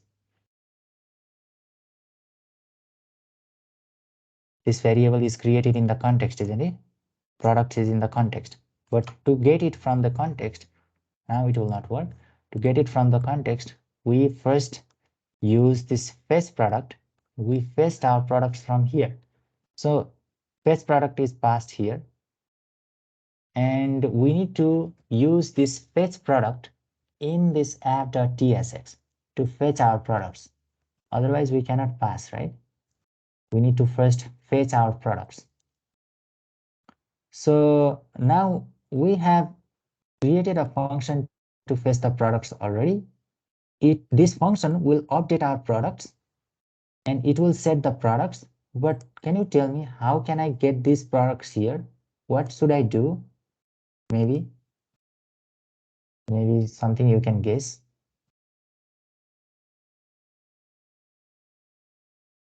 We have to Where is, yeah, we have to use that hook to call the function. okay, to call that function. All right, we need to use that use products hook, right? Yes. This So hook. that So this hook will call that function. Okay, so we can use this hook here, right? Maybe. And let me just remove it. Not required right now. Maybe you can watch video later to write it yourself. Now this hook will provide us what is happening here. Not able to import. Let's see, use products. And now this hook will be able to provide us the value. So what should we actually get here? set products. Set products directly. Okay, set products, but do we need to get other things as well? Set product is already used in that function. We just need to call that function. It is not called it, right? What is that function? This function is called fetch products, right? Did you say fetch products previously? I think we need to use fetch products actually. So this is a function. So we need to just call this function and we need to pass products here. So how can I call this function now? Can I just call directly here, fetch products directly? We have to use it as a use effect because there would be a side effect after calling that function. So we need to use effect hook. But previously, if you remember, we have already prevented this to render multiple times if set fetching and set product is not actually updated all the time. So we will use effect to prevent it rendering or to update some state. But right now, right now, let's see, we can directly call it here. What happens if we try to directly call here fetch product? If we call fetch product directly here, it will just execute this function. And what this function will do is it will get products from this API. And then once it get the product, it will just actually update this products using set products. Okay, so we just need to call this. But it will not immediately do that. It need to wait, right, for a few moments. So fetch product, are we returning something from fetch product? Let's see. Fetch product will just provide products. Means we need to actually get products here as well. Products. So we need to check if the product is there or not. So what we can do is we can use ternary operator here, maybe right here. So we'll just wrap this entirely into JavaScript and we'll just check if the products is having our products or not. We'll check the length. If the products.length is greater than 0, then at that time only we will render our components. Else, we will just say loading, something like that. But what happens here? It is timed out, unable to detect this code. So what is this saying? Like that? It is unable to actually detect this code. Maybe we did something wrong here. We don't actually need to write JavaScript when we are not inside JSX. And still, it is not able to actually detect this line. Maybe the problem is here. We are checking products.length, which if it is greater than 0, then we will actually render our components. Else, we will actually render loading. But it should actually work, right? Something is wrong here. It means let's comment everything and let's just return simple div for now. So simple products. We'll just see products now in our page. Some errors are there. Something is wrong here, I think, because it is becoming unresponsive. Okay, yeah, we are just seeing products, but let's see what is there inside products. Console log products. Let me save it. And it is actually undefined. So I cannot write undefined dot length here. So okay, I think I'm getting some issue regarding the memory here. So something may be running in loop, maybe somewhere. I don't know. Because I'm using multiple users, that may be consuming a lot of memory in my PC laptop, I think. Yeah, actually, yeah, let me just try to fix it. Maybe we will continue this portion. Can we take some break as well here at this time? I think we have reached all the way to end. Sorry about that. When can we take around 5 minute quick break and then continue for 15 to 20 minutes? What do you say?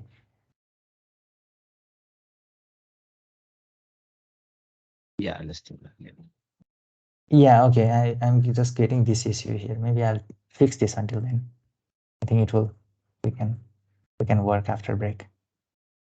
Okay, so let's meet after 5 minutes, guys.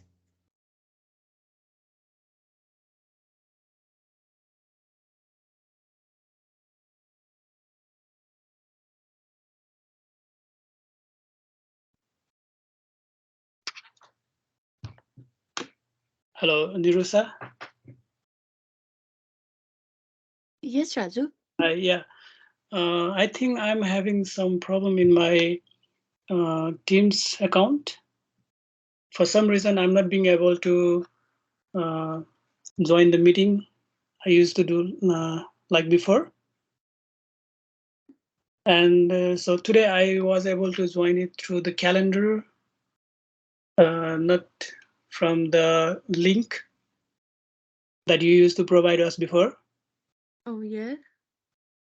Yeah, I think something is wrong with my account. So Oh, yeah, no, there are problem with 4 to 5 candidates. I will solve it as soon as possible. Okay, Raju? yeah, all There right. are other candidates also who are facing this issue. Mm. I Okay, will yeah, check with the team and just let you know, guys. yeah, all right. Okay? Yeah, Okay, yeah. thank you. Thank you, Raju.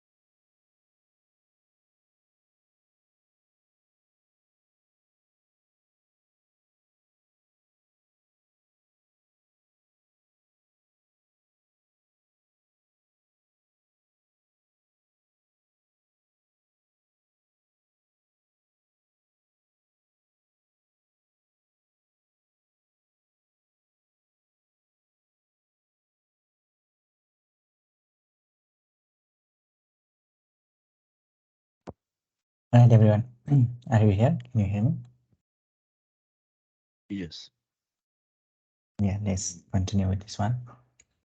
I don't know what happened. I just restarted my laptop and now it is working.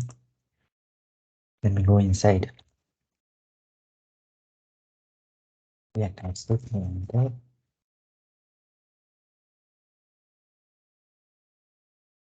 Okay, is it fine? Let me see. Going to actually put this on the button. Okay, yeah, that's fine. So here, this is what we want. See, initially empty array, now undefined. What is happening here? Why are we getting this undefined here? Because fetch products is not done doing the job while we called console.log. So we'd have to wait until like sort of resolve the promise and complete the asynchronous function call. Okay, yeah. Oh, right. So what will happen is we need to call this face product once again when this product is changing. So at that time, we will always do such kind of thing inside use effect hook. That's why we need use effect hook. So previously, we were just trying to see if we can do it from there, but fetch request is doing asynchronous call. So now we will call this function here. Now as a dependency, we will pass this function itself. Whenever this function is changing, we will run this use effect. It means whenever this face product is running at first, it will change the state of the product. State of the product is changing. So if this face product is once again changing, it will rerun this use effect hook. But we have prevented it here. Here we wrapped it using use callback hook. So it means it will just remember the whole function. See, previously we discussed about it. Use callback will just remember the whole function. So if the function is remembered, it will not change. It means it will not change until set fetching or set product is changed. So it means we can now pass this fetch product function itself as a dependency. Once again, let's see. Once again, we are getting undefined here. So what should be the reason now?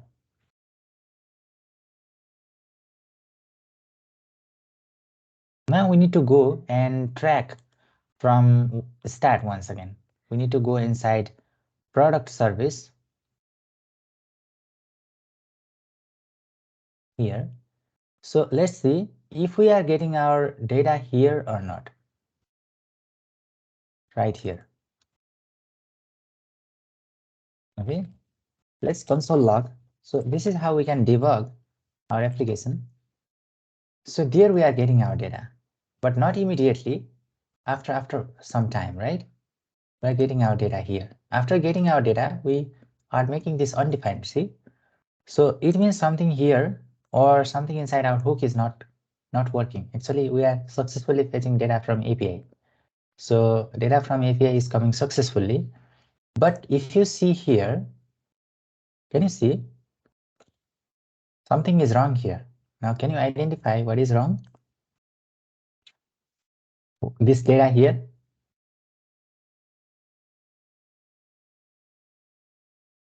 We are destructuring products inside from data, right? Data is not containing any product, is it?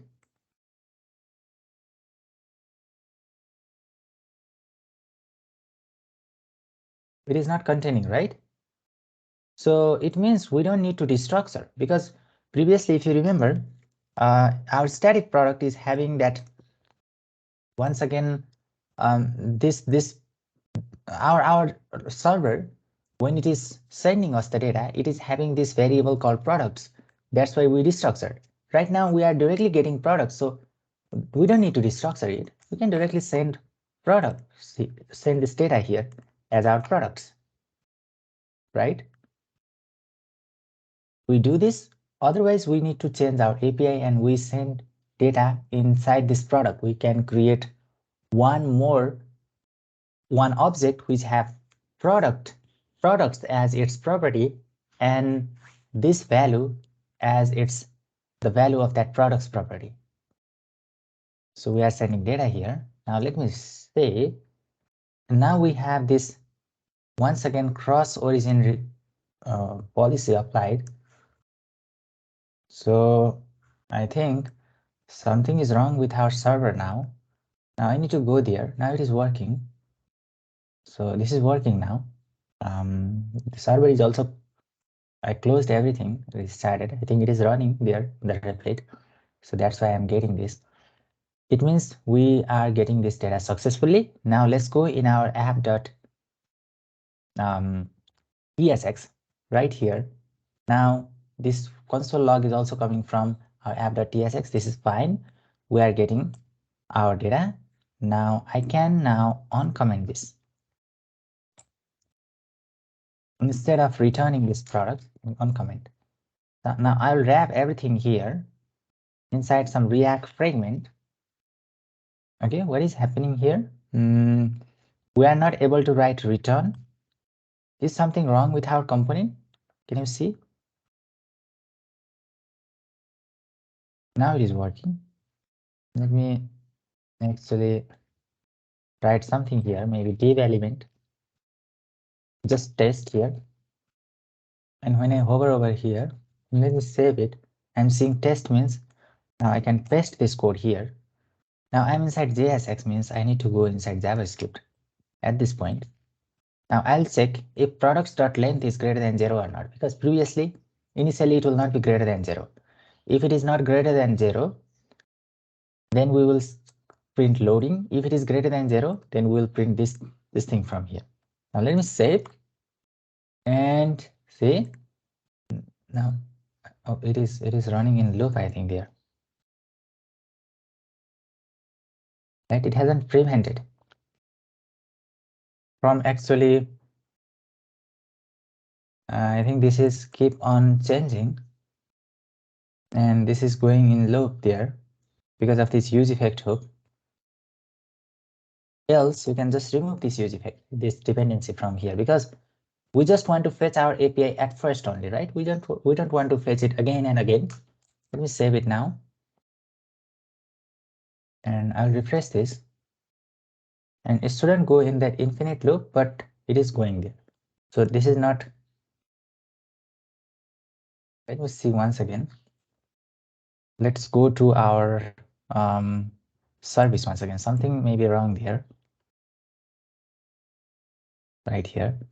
So we are just actually getting data from here. Need to go to use products hook. Okay, so this is actually setting the products, but it shouldn't give me error. Product is of type. Let me just type it. I think it is a TypeScript error. This is of type I product. I'm not getting the type here. So let me just write any for now. Let's see. This is, oh, we are inside set product, not here. We need to type here, but this is iProducts already. So what is the issue here? Type product, iProduct is missing in the following property. Okay. So what may be the reason behind this error?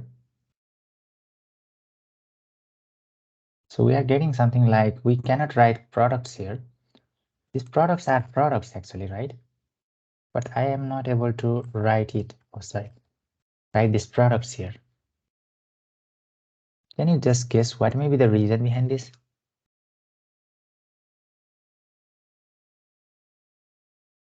It shouldn't actually act in that way. This is correct actually. This is of type. I think this is conflicting with these products here. Maybe we're accepting products, and are we using that product somewhere? We are passing it here all the way from here, but we have the same name. So let's just change the name here. Maybe these are like our product from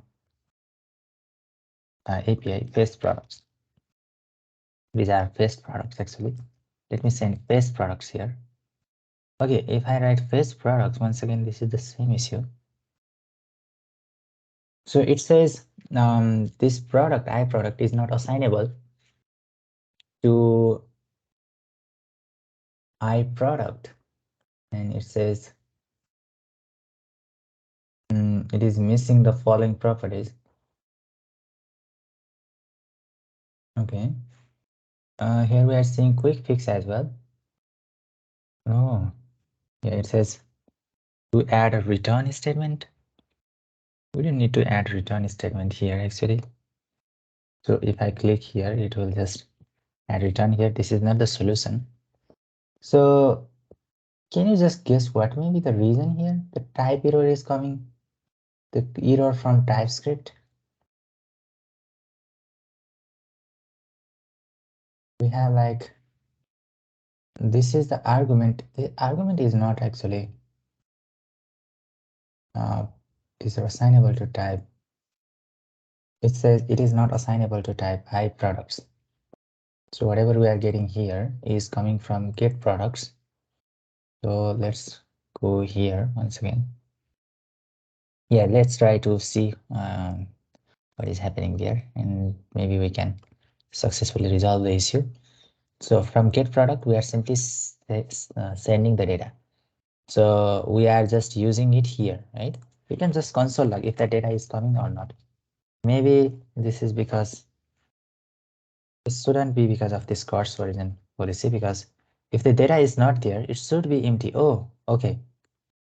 Yeah, here we are returning data. Data will be not there all the time, right? It may be undefined. Now it is working here. See, it is in that infinite loop, and we are getting two data there. But it is in infinite loop. We will resolve it. But what happened previously is we didn't actually consider if what will happen if we are not getting any data. Okay, let me stop it for now. Let me stop this server for now. We will fix it. We'll fix the infinite loop there.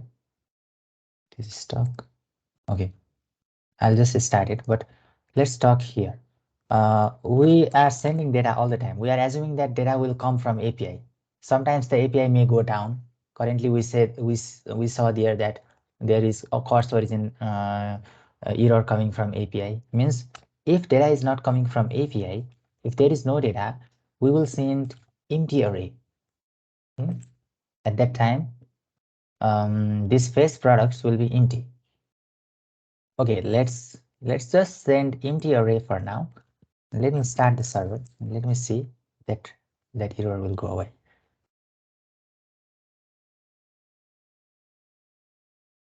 Okay. Now we are just getting empty array.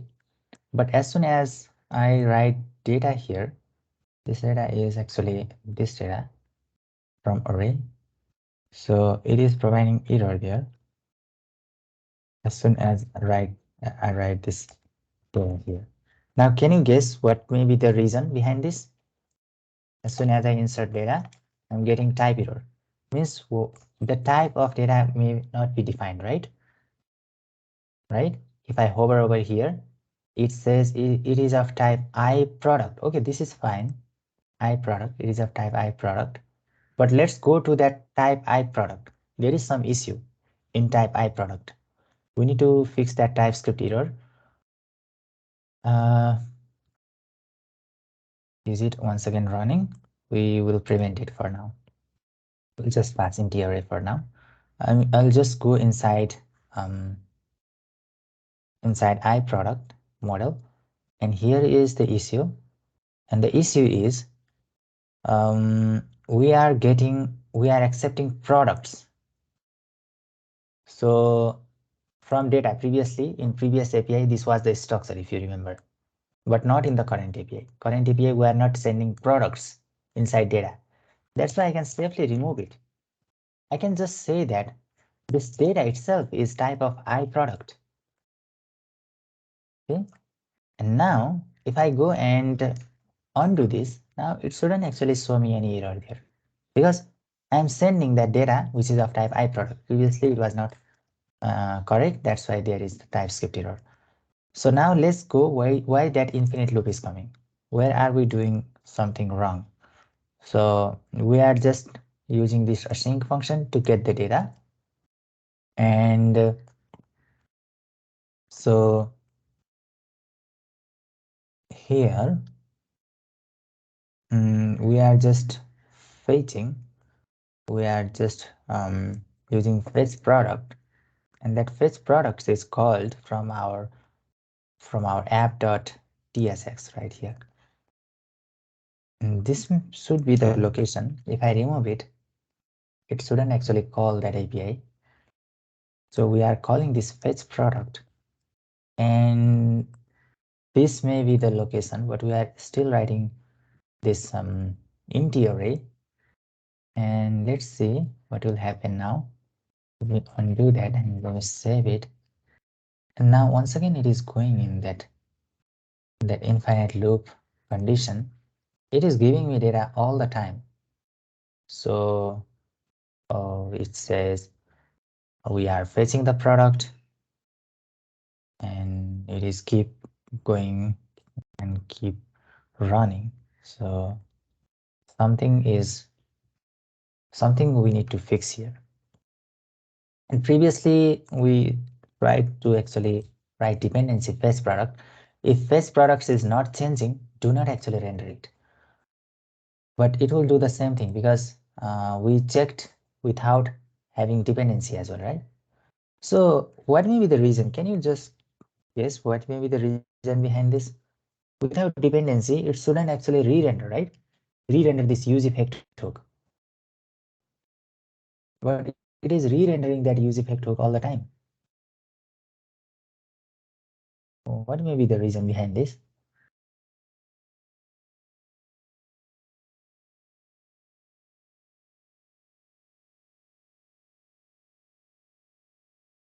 Yeah, we are using fetch products here, and it is re-rendering. Let's see what will happen. We'll replace it by products and fetch products. Fetch products once again. Let's refresh it. It is going in that infinite loop once again. Let's replace it by that products. So if that product is not changing, do not actually update it. This is not regarding this location actually, because we prevent it entirely. Without writing any dependency means it will not go in that infinite loop. Okay, it shouldn't actually run this use effect again and again. But we can see here it is going in that infinite loop. So let me stop it quickly here, otherwise it will crash. And after previously, I think this was because of this infinite condition. But can you just debug it right now? What is the reason? We will start from here. We need to start from get product. We are sending product from here. So we are sending product to our use product soup because we are getting these products there. And here we are writing set products and fetch product. Whenever we are setting, this may be another location because we are setting the product. Whenever we are updating the product, our product will be re-rendered, or our component will be re-rendered. Okay, so but I think currently it shouldn't do that because we are stopping re-render process here. We will just call fetch product once and then we'll not call it later. So we'll just call fetch product once, means it will go here and it will just call fetch product from here. And where are we using fetch product? We are using in app.tsx. So it will just do get products and fetch the products from here and set products here. And it shouldn't go in that infinite loop by just looking at this right now. But there is something which is wrong actually, which is actually going in that infinite loop. Okay. Guruk, you had mentioned before that objects like I we can tell that the products are objects, and you've mentioned that Mhm. even if the objects would have the same key and the same value in every re-render, like each object would be different.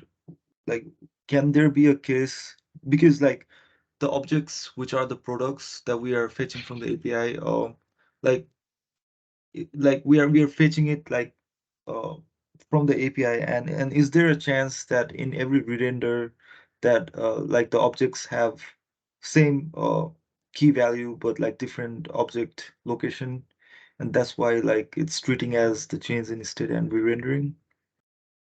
Yeah, that may be. But what we did here is we just call it once and never again. We didn't call fetch product twice. So we write empty dependency here means we will call fetch product once only. You can just see, just write console log here and just see if it is running multiple times or not. This is how we actually debug what is happening here. So let's enable that product from here now. And yeah, see, use effect is not running multiple times. It is running twice only. So this is not the issue from here, from that use effect hook. But Gorak, um, products might be changing, right? Because products are like the next state which we are Okay. using. Yeah. So you mean which function? Because we are using use effect to call fetch product. Now fetch product is called itself then, because without calling fetch product, we will not send API request. So it is running this may be running multiple times, right? This get products. Let's see if we are using get product somewhere or fetch product somewhere else, because we shouldn't use any other location in any other location apart from our app.tsx. We need to only call it from here. Okay, so let's see, in our use product hook we are calling it. Yeah, we need to call it here. That's, we are creating and calling, right? We are not calling directly, but we are sending fetch product. We are creating here. I think this is somewhere in product.tsx. See here what is happening. In product.tsx, we are directly calling it. Maybe this is coming from here, because we shouldn't call this fetch product other than app.tsx, because once we call it from there, our products will be globally set. So let's comment this out. So this may be the reason. Let's save it and we will run it, because without calling our API request will not be done without calling fetch product. And we already verified we are only calling from here. We assume, but we currently verified that we were calling from other component as well, that we shouldn't do. So it means if I just call it from here, it shouldn't actually re-render, or it shouldn't actually send multiple requests. I'm just stopping the request with a single call. And let's go in that service, just command Z, and I'm going to save it and see, now that is not sending multiple requests. Now we are only getting two products. So yeah, it will actually help us to debug our application. When error are there, then we will write console log and we will see how many times it is running, and we will actually learn multiple things, and eventually we will fix our errors as well. So what we learn is we need to only call this fetch product once, and it will just set our product globally, and we will not call it from any other location. The main job is, the main aim is to get our products from API, isn't it? We just got our product from API. Now we don't want to get it once again, right? Maybe we can do something more in future, like if different request is sent to API, get those product once again from API.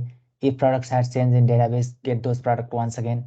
if refresh is happening, refresh will actually affect this one. When you refresh your application, this will run once again. So we can do it. But right now, what we want is we have some data in our API. We just want it. So we will just call it once, and we will not call it from any other React component that we were doing actually, right? I think we did it previously to directly get products here. Now we don't want to actually run this here. We'll remove this line of code. And why are we using this use product card as well? We don't want to use product card here because we are not doing anything. So let's remove this 3 line. These are not required. Kirk, before removing it, just to confirm, even if we are like unnecessarily trying to like fetch the products here in the product.tsx file, if we were using the use effect hook and like putting the dependency, the infinite loop wouldn't have been created, right? Yeah. So you mean even if we have this here, it shouldn't actually Yes. provide infinite loop, right? I mean, like if the fetch products function was being called inside the use effect hook with the Yeah. correct set of dependencies. Oh yeah, if you write use effect hook here, then it will not go inside the infinite loop. But we are not writing use effect here, right? What will happen is it will call this function and it will update the product. Once again, it is this rendering the products. It is seeing this function here. It will update the product. Once again, it is re-rendering. So it is going in infinite loop. But if you just try to write use effect right here, then it shouldn't actually go in infinite loop, is an every time. So what we will do is we'll write use effect hook, and even if re-rendering is happening, so if we are doing it intentionally, then we'll do it in this way. So that's why this use effect hook is important to prevent that unnecessary call in each and every re-rendering process. So this fetch product should be received from here. Now if I save it now, we will have different calls, but it will not go in infinite loop. See, now it is actually executing from products 1, 2, 3, 4, and 5, 6 times.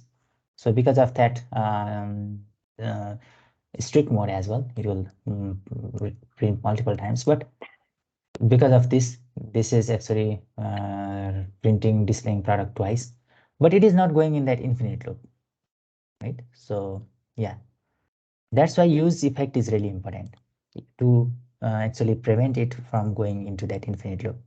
If you don't write it, then it will just go in infinite loop. Correct. So Okay. so the question that arises would be like, how would we know that fetch products is something that would like possibly lead us to the infinite loop? You need to actually see what this fetch products is doing first. So you need to go, where is this created? It is created, it is coming from use products hook. It is here, fetch products. And the job of fetch product is to update the products, right? This is the main job of fetch products. Am I correct? Get product and update these products, right? So updating product means, are we using those products? Updating product is, if it is updating product, that's fine. But are we using this product somewhere in our React component? Yes, we are using it a lot of in a lot of location. And one important location is this products hook, maybe this product itself.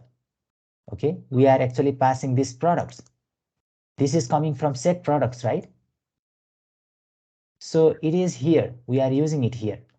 So it means this product will be updated. This product will be updated when you fetch, when you write that fetch product, this product will be updated.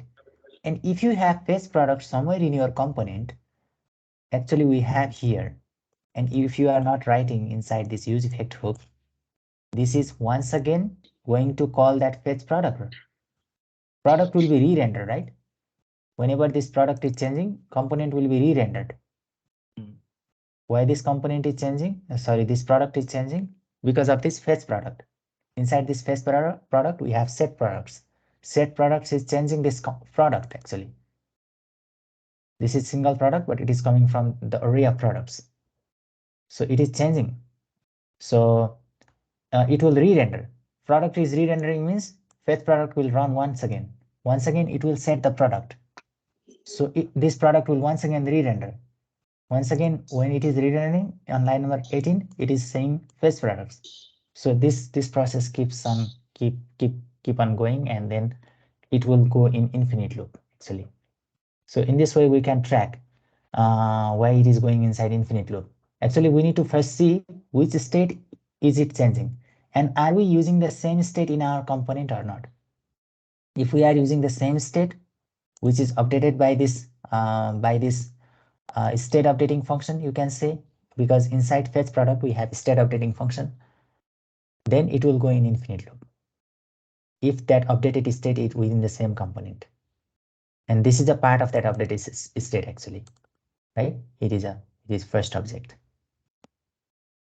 Yeah, yes, correct. So fetch products function is ultimately changing the state, and the state is product. And right, yeah.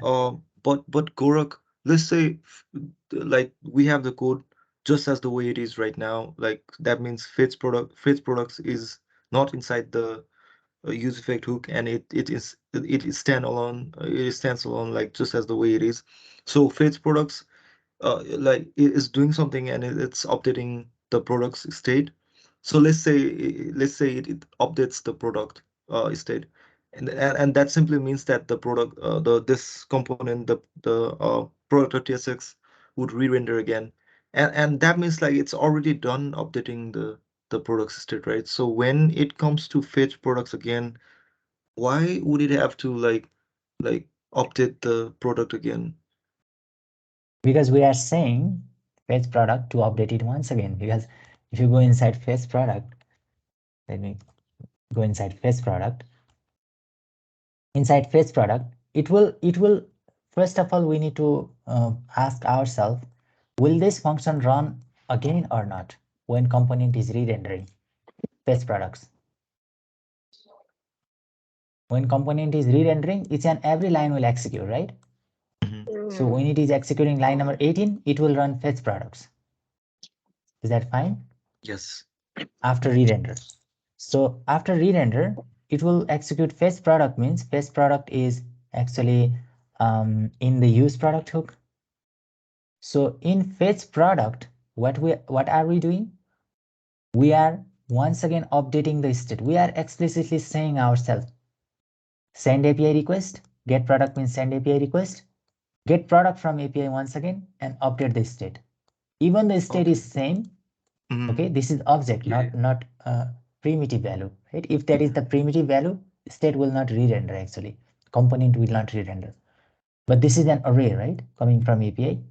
So array will not be unique. So that's why it will re-render again. Cool. Yep, this makes sense. Thank you. Yeah. Yeah, so yeah, that's all, everyone. Yeah, we implemented our API. We tried to solve some problem that arises here. And we are essentially sending these two objects from our API. So I already closed it, but it is already running. You can just try that URL. I think it will get only these two products because I have listed these two products there.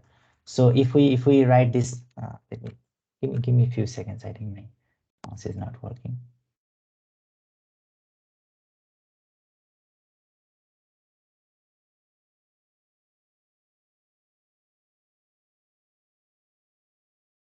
Yeah, what I was saying is, if we just go there, let me just try to navigate to Replit once again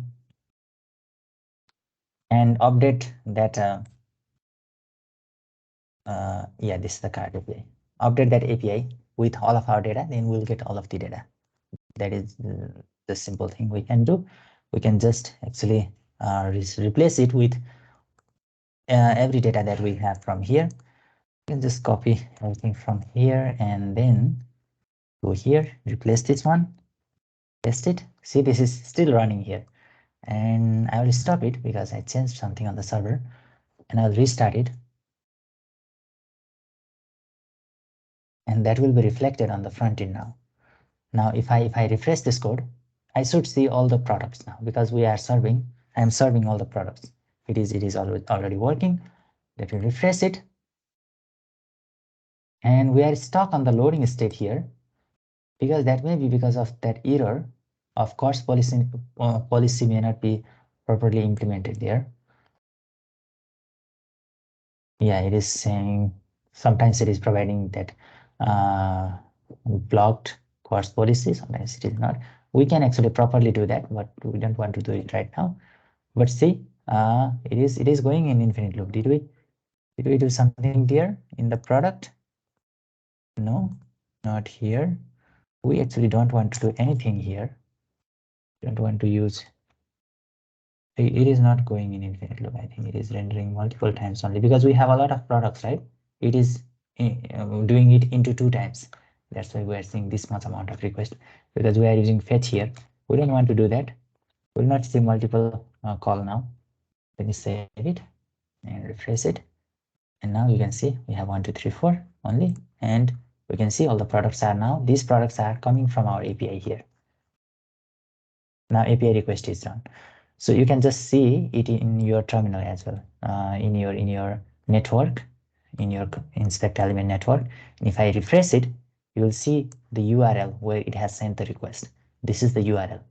So this is the URL that I created, right? This API endpoint. And from this endpoint means the URL, and I'm just sending GET request. I'm getting this data from there.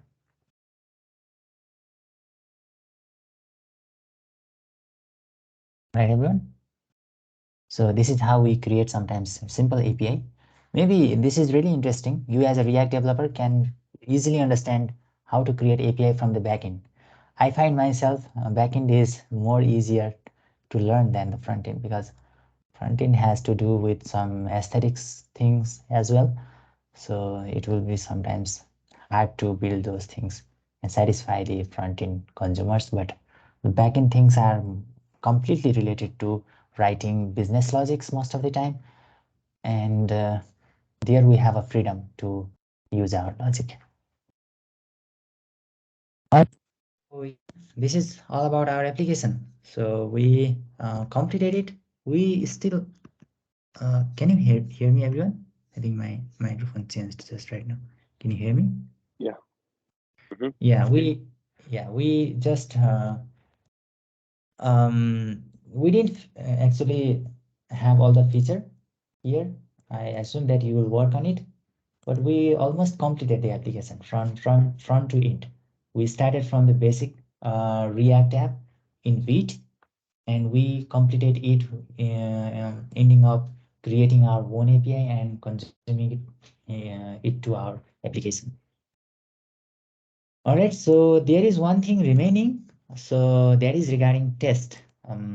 So I think you can first look at this portion. So just try to actually render your product, and you have there the solution already as well in the GitHub, and see how it is done here, how the test is written. So writing test means verifying your component is working properly. Okay, your component, you will have confidence. You will say that in confident, my component is working properly if you have written test. Okay, so yeah, we'll just discuss I think tomorrow around 10 to 15 minutes regarding test. I think not tomorrow, after 2 days, because we have weekend coming.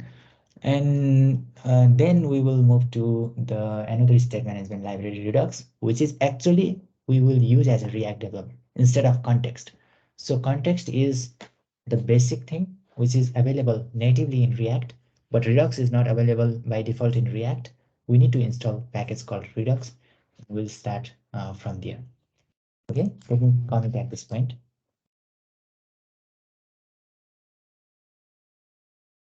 Um,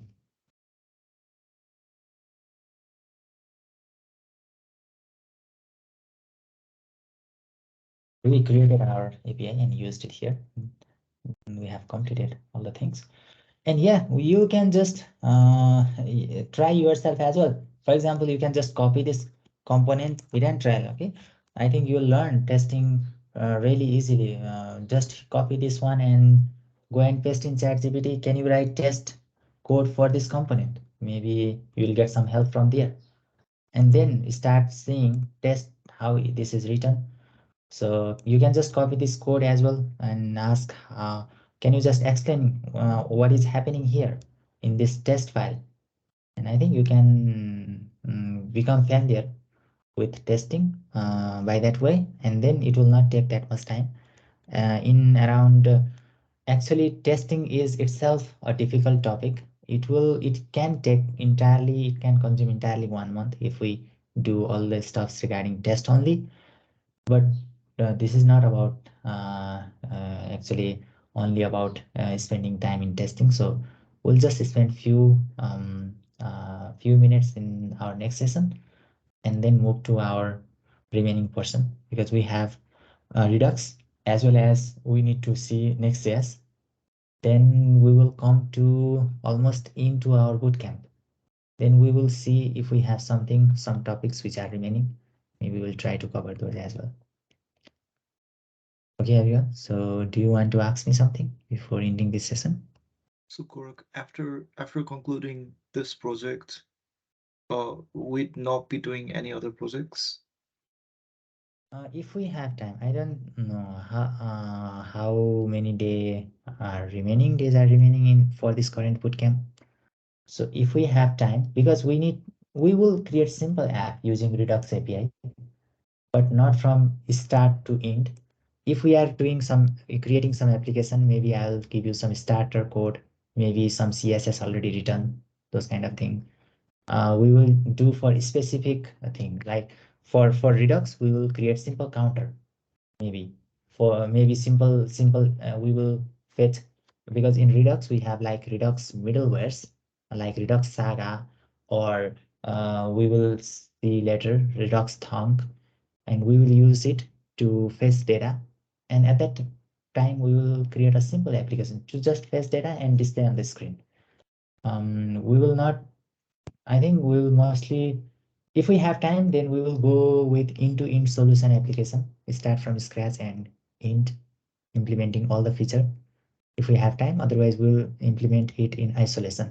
Maybe we will create simple counter application for Redux and simple, let's say, display images of some animals here using Redux middleware.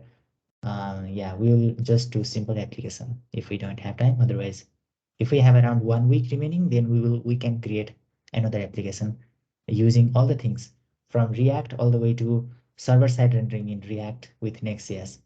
So there is a popular framework called Next.js. Maybe we can build our application with Next.js really fast. Yeah, any question? Any more question? Yeah, I got a question. So, say you wanted to get some data from, say, there were sales, and you wanted to get data, say, like t-shirts that were sold yesterday or something to that effect. Um, is that a back-end thing, or would you rather do that in a front-end side to just call a filter? Peter, can you please repeat once again? What is your question about? I think I missed something in your question. Are you asking My me? question is if Mhm. Yes, I'm sure, asking please. if you wanted to get like some data that's say filtered from the back end, is that something you would do on the front end, or is that a call that would be made from the back end so you just get the filtered data already? Oh, yeah. From the, for example, for the backend code is done by backend developer. So they may give you different API. For example, they may already give you filtered data as well from backend. But most of the time you will get raw data. Raw data means only regard details of the product. You can actually do whatever you want. Okay. Yeah. You can sort it through ascending order, maybe filter, implement source functionality. Most of the time, you'll do those things from the front end. Okay. All right. Thank you. Yeah, everyone. So, anything else? Can we discuss something else? Today is the last day for this week, so yeah, you can ask me some questions if you have.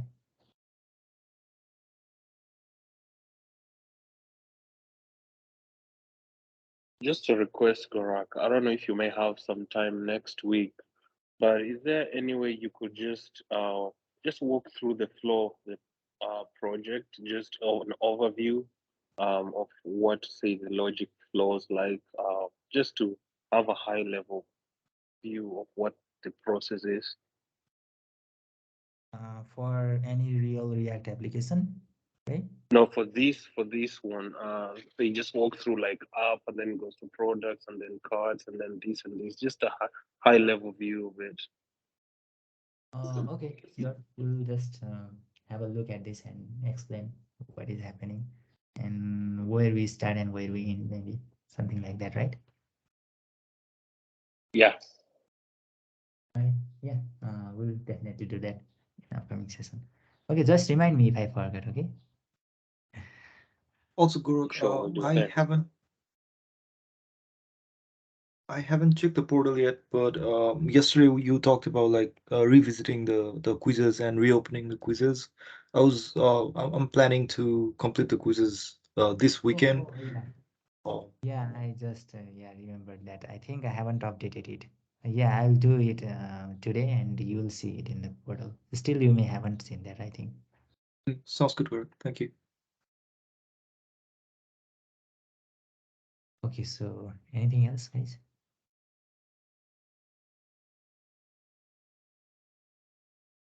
All right, so thank you so much, everyone. Just try doing some of these stuff yourself. We have done a lot of these stuffs actually until now. Some more things are remaining. So we will do those things in next week, and I'll see how many days are remaining, and if there is time, maybe we will create some application which is what we can deploy, what we can say a real React application, or the application which includes all the concept that we have learned until now, because we haven't learned what is Redux, right? How we can implement Redux and replace context, and what is server-side rendering. We don't know that as well. Maybe we can implement those things and create another application, and that will actually end this bootcamp. All right, so thanks so much, everyone. Have a good day ahead. So good night, everyone. I'll see you next in the next week. Thank you. Have a good one. Thank you.